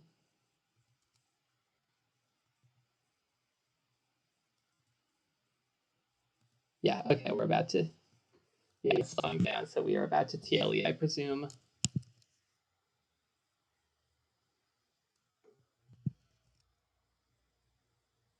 Well, I had to try it. Let's see. Okay, so how can we make use of this obviously incredibly important observation? Yeah, TLE 10. All right, cool. How much time do we have? 9 minutes. All right, this is going to be a stretch, but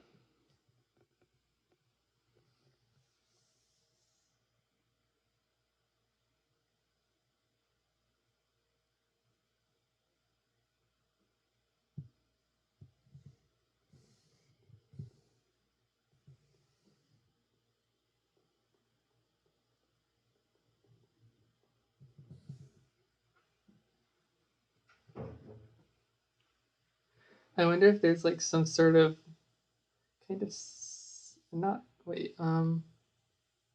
Let's see.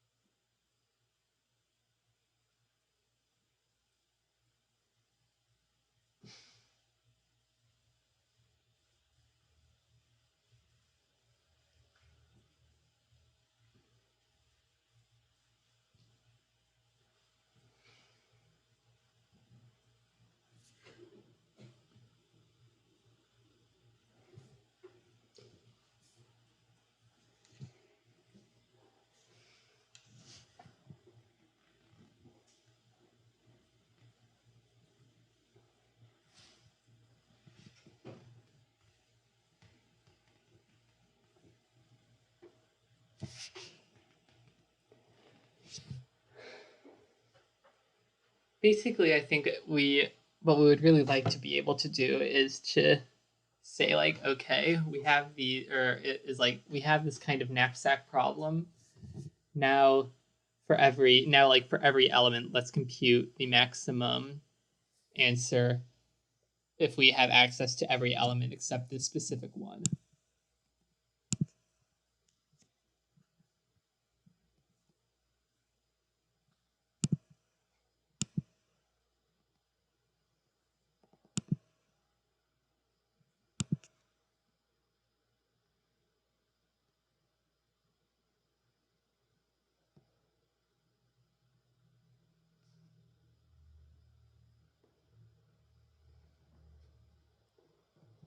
The problem, of course, is that I do not know whether that's possible.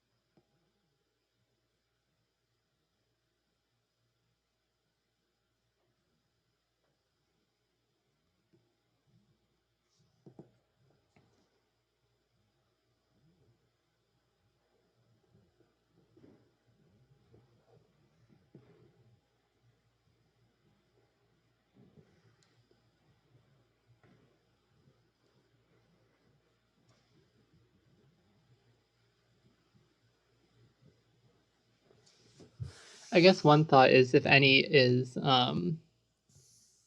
we're never going to take all of any array that of any array with like more than or more than k elements, and so for all those arrays we can just consider them at the end as possible, I don't know, arrays to take our spare elements from.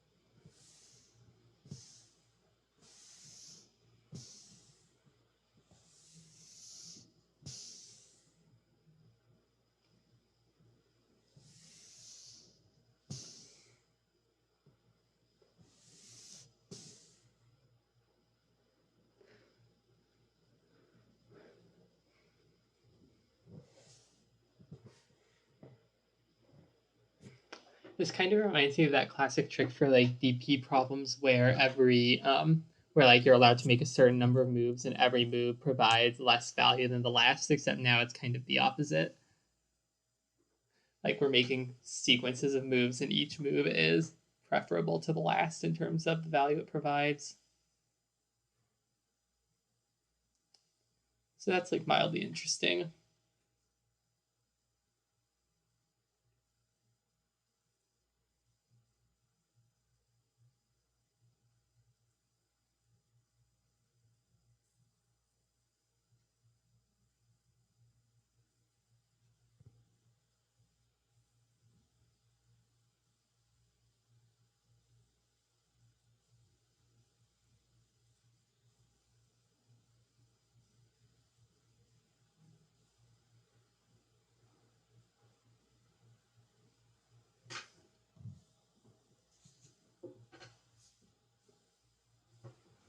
Okay, I think probably I'm not going to get this in the next 2.5 minutes, so I might read the editorial real quick and see what I was missing, and then afterwards I will go over solutions.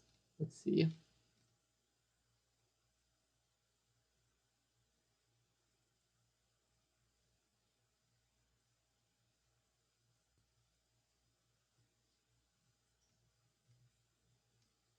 Okay, yes, like all up here is all the stuff I figured out. Times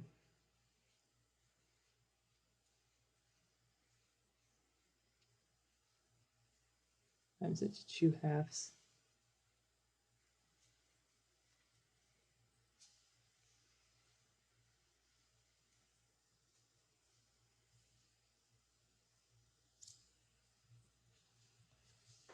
Let's see.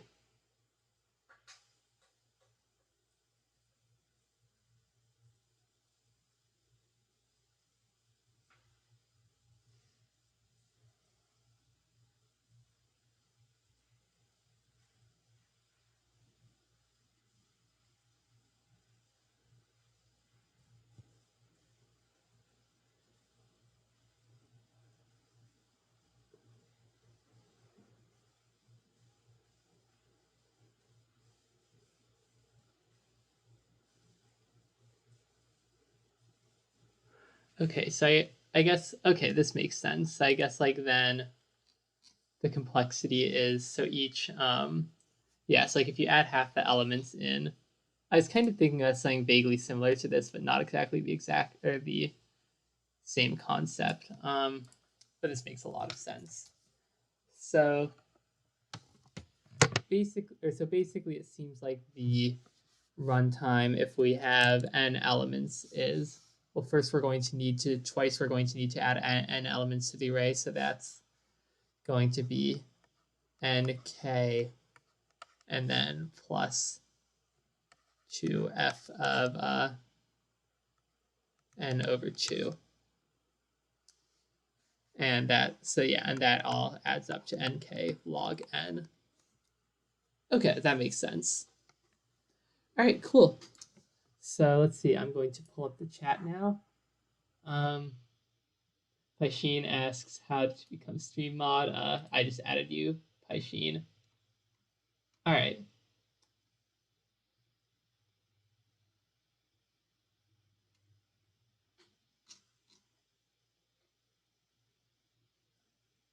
Okay, cool. So let's talk through solutions. Or do people want to? I guess actually, I probably should just start because there's a bit of a stream delay, so chat will not be able to respond. But do people want me to go over div2 solutions? I've not seen the problems, but I'm sure that I can figure them out relatively quickly.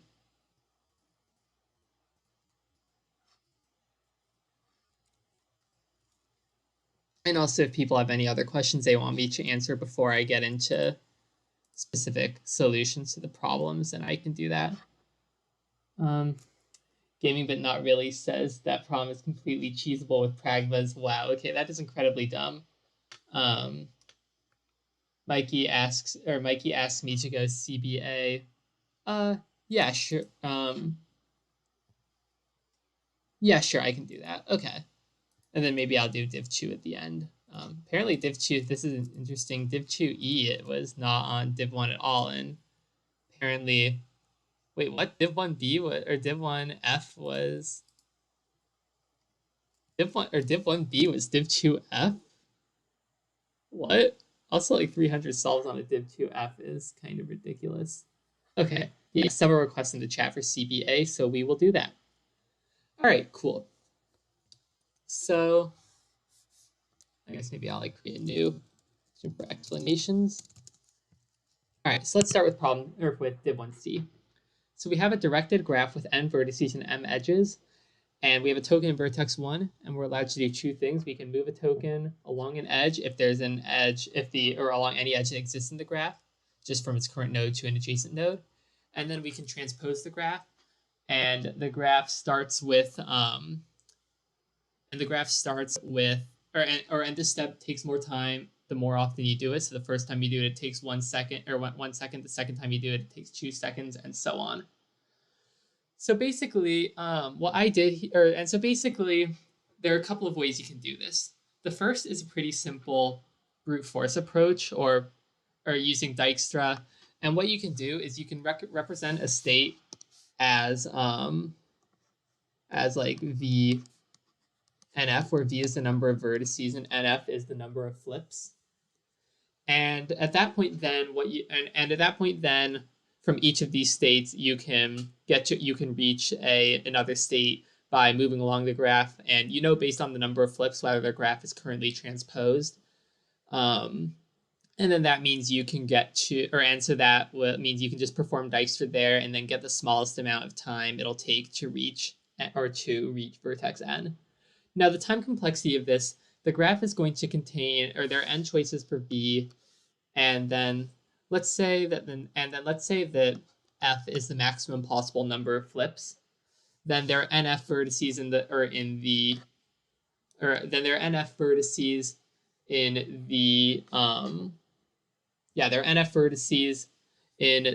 the graph created by these states, and mf vertices, mf edges, because the edges exist in each of these slips, I guess. Yeah. So roughly the time complexity of this is going to look something like n plus m times f, and I'm not going to write out the log factor because that would be boring. Now this would be good if f were relatively small, but because it would really need to be like O of 1 or a log factor or something for this to pass, since n and m can be up to 200,000. But the issue here is it's entirely possible for there to be graphs where we have to transpose really frequently. And an example of this would be like if we have 1 and then 2, and then there's an edge from 2 to 1. And so we have to transpose and then go to 2, and then there's an edge from 2 to 3, so we have to transpose again and go to 3. And then there's an edge from 4 to 3, so we have to transpose again to go to 4, and so on. And this is basically what the second sample input is. And that means f can be really big. This isn't going, and so this isn't going to work on its own. But the trick is, so let's think about, or so the trick is to think about how many times we're actually going to perform the first operation of moving a token, because basically there are really two states we can be in at any given time. Or I mean, yeah, there's basically like kind of two n positions on the graph in some sense. In that if we can, or in that we can either be, or in that like yeah, so basically we can be, or any, we can define a position on the graph based on the vertex, and I'll just call this t, representing whether or not the graph has been transposed. And so, or because if we say, like, let's say we start at vertex 1 and the graph isn't transposed, in that case, there's no sense in going back to one, or to that state at a later time. Like, there's no sense in going and doing a couple of things, moving around the graph, and then going back to one with the vertex, or with the graph not transposed later on. And similarly, like, I don't know, if you're at vertex 7 and the graph is transposed, then there's no sense in going back to vertex 7, graph transposed later on. And what that tells us is that there's like 2n, is that there's like 2n of these states. We should not visit any of them twice. What that means is that we're going to make at most 2n operations, and that means that we're going to move the token at most 2n times, which is so at most about like 400,000 times. Why does this matter? Because after we do a relatively small number of transpositions, every transposition is going to take way more than 400k operations or moves. So like the 20, or I guess the 20th transposition, for example, is going to take 2 to the 19, which is about 500,000 steps. And what that means is that if you're using like 20 or more transpositions, then all you really care about is minimizing the number of transpositions, because even if because if you can just lose one transposition, like if you can just not do 19 transpositions instead of 20, even if it increases the number of times you have to move the token by several 100,000, that's still worth it. Even if you're going from one token movement to 400,000, which is impossible, but even if, it would still be preferable just to get rid of that transposition. And so what that means is we can apply another solution where we store the distances, or we store the distances to these two n states. And what we do, and the way we define distance is, and the way we order the distances is, we first try to minimize transpositions, and if the number of transpositions are the same, then we minimize. Then after that we would minimize the number of token movements. And that if we will get us a solution with the minimum possible number of transpositions. So then the idea from there is, if there exists a solution with less than less than 20 transpositions, we can just run this algorithm for f equals 20, and this will just generate the optimal solution for up to 20 transpositions. But if it turns out we need more than 20 transpositions, then we apply this solution, because our goal is just to minimize transpositions followed by movements. And I can pull up my code real quick. It's not exactly the easiest to follow, but I pretty much implement that approach directly. So first I do the brute force approach. This brute represents the number, or first the vertex number and then the number of transpositions. And then similarly, dist2 represents the pair of transpositions and movements given the parity of the number of flips and the vertex number. So that is C. And this I think is a little overcomplicated, because if it turns out that if ans1 finds a value at all, or if this first approach finds a value at all, it should be used. So I believe if I just replaced all this and said, like, if ans1, like I set ans1 to 10 million, which is larger than any possible reasonable number of moves you could do if you're doing if you're doing at most 20 transpositions. And I think if ans1 finds an answer, that's always going to be optimal. So I believe it would still be correct if I make this change, but let me submit that just to be sure that I'm not telling you all something that is deeply wrong.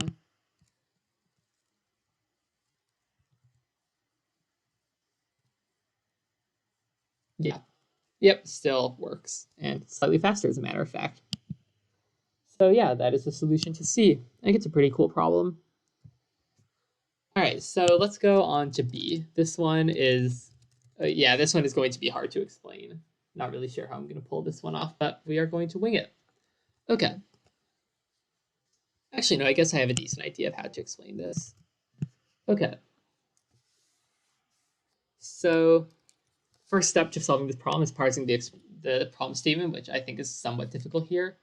So basically, we start with a permutation A and with an empty array B, and k times we're going to select an index t, and we're going to remove the tth element from the array and append either the t minus 1th element or the t plus 1th element, so either the element to its left or to its right from the to the end of B.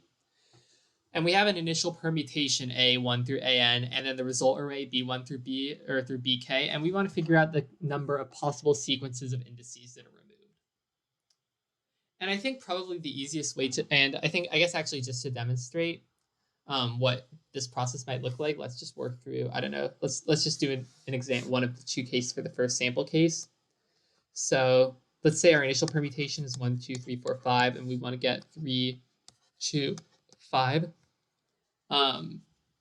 So first we have to get rid of 3. And one thing to know is that this means you're going to have to remove either the element to C's or to 3's immediate left or to 3's immediate right. And now we can't remove 2 because we're going to need to add it to B afterwards. So that means we have to remove 4, and then that lets us add 3 to the array. And so now we need to get 2. And the elements to choose immediate left and right are 1 and 3. And we can either, and we're not going to need either of these in the future. So we can just remove either of them. So let's do that. Let's just say we're going to remove 1, and just trust me that removing 3 is going to work the same way. Yeah, and so now we need to get 5. Now 5 has no element to the right, so we're just going to need to take its element to the left, which is 3, remove it, and we got 5. Yeah, and then the other way we could have done this, just for demonstration, is we could have removed 4 in order to get 3, and then we could have removed 3 in order to get 2, and then we can remove 2 in order to get 5. So yeah, that's what the sample looks like. And for reference, if you want to see why the third case is impossible, or why the second case there are no solutions, we have 4, 3, 2, 1, and we want 4, 3, 1. Well, in order to get the 4, we're going to have to cut the 3 and put the 4 in here. But then how are we going to get 3? Because when 3 is no longer in the array, it is impossible. And so that means that this case is not going to be workable. All right, cool. So I think the easiest way to think through this is to say, okay, let's go through the elements in the array, and for each element, let's ask ourselves, can we take the element on the left, and will we be able to take the element on the left, and will we be able to take the element on the right? So first of all, let's think about when we can't take an element. And the answer is we can't take we don't want to take any or obviously if the element doesn't exist, then we can't take it. So like sorry. What's going on here? Okay. Why is it switching to the eraser? Let's see, am I doing something wrong with my pen maybe? Yeah, okay, there we go. Okay. So if we have 4, 3, 2, 1, we can't take like the element to the left of 4 because there is no element to the left of 4. And the other thing we can't do is we can't take an element that we're going to need to add to the array later, because if we remove an element from A, then we're not going to be able to put it in B afterwards. And so that means we can't remove 3 because 3 is going to need to be added later. And so basically what we're going to need to figure out then is, will the element at any point, or when we reach a certain element, will there be some element on the left? And similarly, will there be some element, will there be some element, and then will that element to its left, if it exists, will we be allowed to remove it? Is it something that either we've already put in B already or that doesn't need to go in B at all? And it turns out, and I'm going to attempt to prove, but I haven't thought through the logic very, very thoroughly, so it's likely going to be kind of vague. But it turns out that we can just check whether these properties hold on the original array A, and that's all. And no matter what we move in our first few steps, that's all, or the same operations are always going to be valid later on. Meaning, for example, like let's go back to our first case with 1, 2, 3, 4, 5. So we first have to remove 4 in order to add 3, and then we get the choice to either remove 1 or 3 in order to take 2. And what my claim is that whether we remove 1 or we remove 2, the operations that we're able to, or whether we're still going to be able to apply the left operation to 5. And that's something that's going to hold in general. And the proof maybe requires a bit of work that I haven't entirely thought through yet, because proof by AC is a thing, and it sort of made sense intuitively while I was looking at the sample cases. But I think maybe one way to think about it is, so first of all, we're never going to remove all elements to the left before we add X to the array. So like if we have, for example, A1, A2, A3, I don't know, AK. Well, if we're going to make A sub k the leftmost element, then at some point it's going to be the second most at some point it's going to have to be the second most left, or the second leftmost element before it's the leftmost element. And at that point, then we would have to get rid of A sub j, and that would mean we would remove A sub j, and that would add A sub k to the array. But that can't be possible if A sub k has been added to the array already, or if it hasn't been added to the array.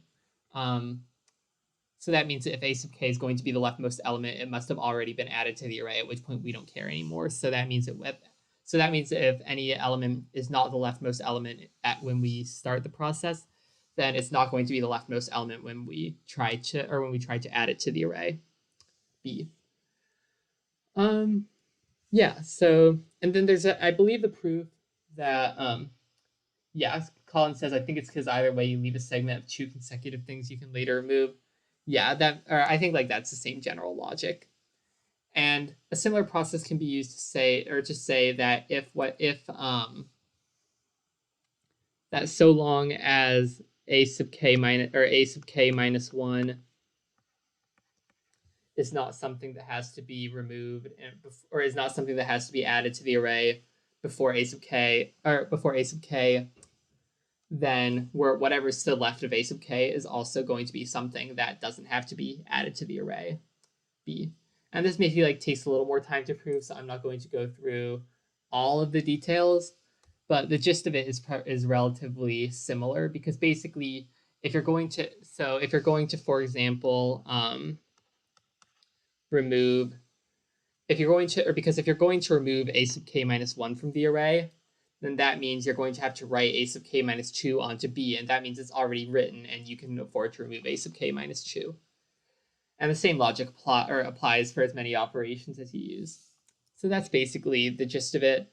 And what that implies is our solution is we can go through the array, and for every element we check whether we can apply the left operation, and that means either it can't be the first element of the array, and the element right after or right to its left can't be removed from the array or can't be added to B after the current element is added to B. And same thing for the right. It can't be the rightmost element in the array, and the element to the right has to be either added to B already, or we don't need to add it to B at all. Yeah, and that's relatively simple to check in O of n, and that gets us our solution. I'll check my code real quick. Yeah, so basically from there, you know exactly how many operations you can apply to get each element of B, and so you just multiply them all together and you get your answer. So here I just read I read in the arrays A and B, and then I find the positions of each element of A, and then the times at which each element of A gets removed from the time at which each element of A gets removed from the or gets removed, or sorry, not gets removed, gets added to B. And then afterwards, I iterate through all the elements. I skip the ones that aren't going to be added to B. And then for each element added to B, I count the number of ways we can, or the number of ways it can be added to B, and I multiply those together, and we get the answer. All right, cool. I'm going to look at A now. And by the way, if anyone wants to see the div2 problems, say so in the chat now, because there's a bit of a stream delay, so it'd be kind of slow for me to ask you guys after we finish. So if you guys want to see the div2 problems, I would be happy to look through them. But otherwise, I can just go through A, and then we can call it a day. All right, so we can apply the following operation as many times as you like. Select any integer 1 less than or equal to k less than or equal to n, and do one of two things. We can decrement the k first elements or the k last elements of the array by 1. And we want to figure out if it's possible to make all the elements of the array equal to 0. Okay. So basically, the way this, so I think probably the easiest way to think about this is to say, okay, first let's think about what would happen if we could only decrement the k first elements of the array. Well, afterwards, what would happen is each element or each operation would be subtracting like 1 from the first k positions. And similarly, let's say we have an operation with n equals 5. Let's say we have an operation with n equals 3. Let's say we have an operation with k equals 5, k equals 3, and let's say we have one with k equals 1. Then we would be decreasing by a total of 3, 2, 2, 1, 1. And in general, what we know from this is the amount by which we're decrementing each element of the array using this first kind of operation is going to be decreasing. Because for any, I guess I, if there are x operations with k less than or equal to I, or with if there are x operations with k greater than or equal to I,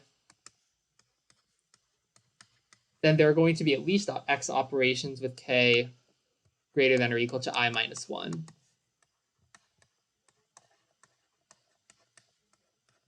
And so that implies that this sequence here by which we're going to be decreasing the elements is going to be decreasing.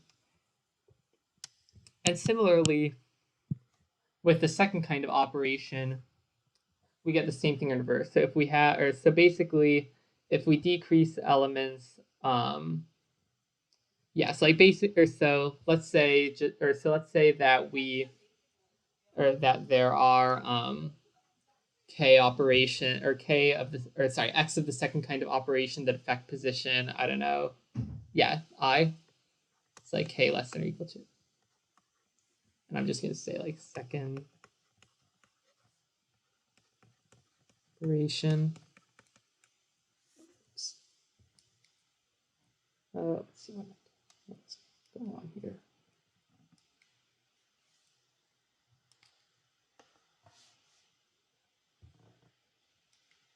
This pen has like a side button that maps to the eraser, and that's kind of annoying to deal with. Anyway, okay. Second operation. Okay. So let's see. So if we have x operations that affect k, actually, I don't know why I'm using these inequality signs. Actually, no, never mind. So if I have x operations that influence or that decrease element k, or element I, sorry, there are a lot of letters here and I'm getting them confused. Then all of these x operations also have to decrement element I plus 1.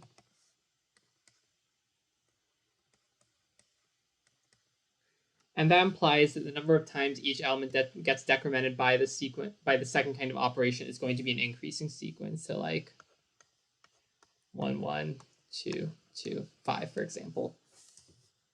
And now what that means is we get to decrease this sequence by some decreasing sequence, and then again by some increasing sequence, and we want to make it 0.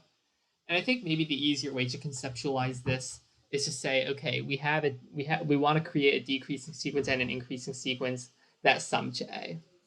So that's our new way to phrase the problem. So we want a decreasing sequence and an increasing sequence, summing to A. And so then the general process is a relatively, or basically we can use a relatively simple greedy algorithm. What we do is let's call the decreasing sequence B sub n and the increasing sequence C sub n. Then we can basically set B sub n to be so let's set B sub 1 equals A sub 1 and C sub 1 equals 0. And then afterwards, what we'll do is for each subsequent element, we will set B sub n to be the minimum, or sorry, no, the maximum. No, yeah, the minimum. Sorry, the minimum of a sub n minus C sub n minus 1 and B sub n minus 1. And the reason we do this is because B sub n obviously has to be less than or equal to B sub n minus 1 because B is a decreasing sequence. And also we know C sub n is increasing, so it has to be less than or equal to A sub n minus C sub n minus 1 because we know B sub n is less than or equal to, or we know B sub n equals A sub n minus C sub n because B sub n plus C sub n equals A sub n. And this is going to be less than or equal to A sub n minus C sub n minus 1. And that means B sub n has to be less than or equal to these two things.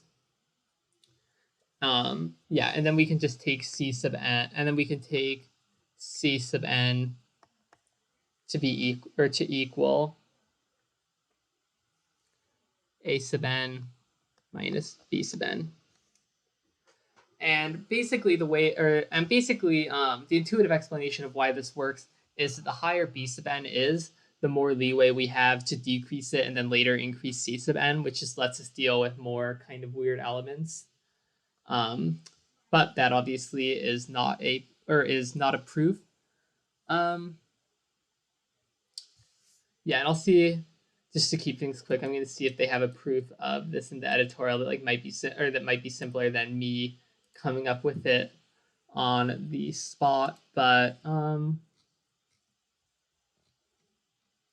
see.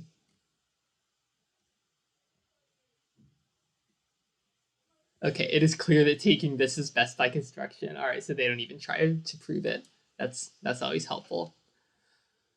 I guess let's see.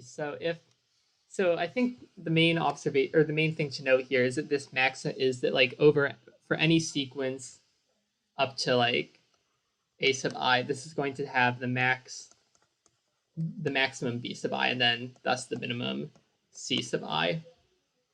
And I guess then the idea is if on AI plus 1 we're going to use like BI plus 1 and CI plus 1. Well, if we can reach such a state from a smaller value of B sub I, then we certainly can reach the same state from a greater value of B sub I. And actually this should be C sub I minus 1. Because B sub I is decreasing. Meaning like if in order to get AI plus 1, we're going to use B sub I plus 1, then we're most likely to be able to reach B sub I plus 1 when B sub I is the greatest possible.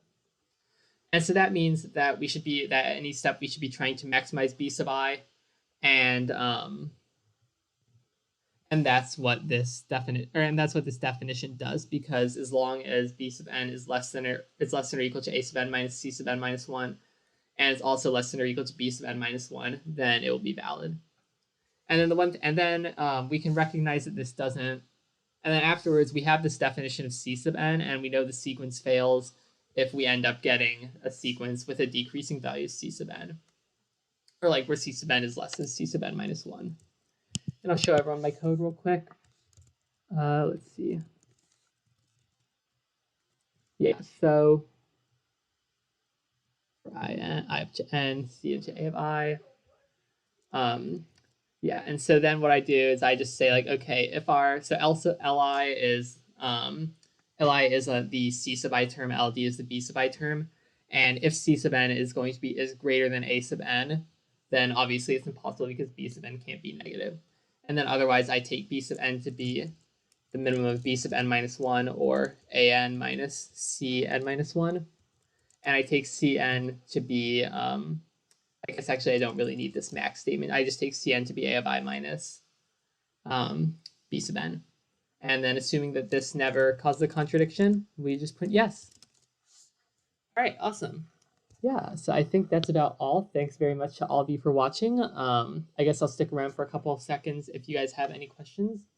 But otherwise, yeah, hope you enjoyed this. Please feel free to shoot me a message on CF if you have any further questions, or just any comments on the stream, thoughts on whether you'd like to see more of these, or what sort of content you'd like to see, or yeah, anything like that. So yeah, I'll just wait a couple more seconds for any last questions from the chat.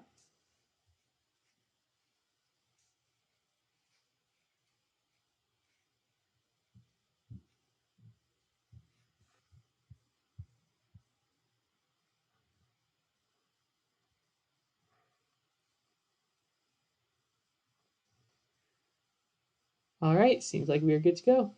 Thanks very much to all of you for coming. See you all soon.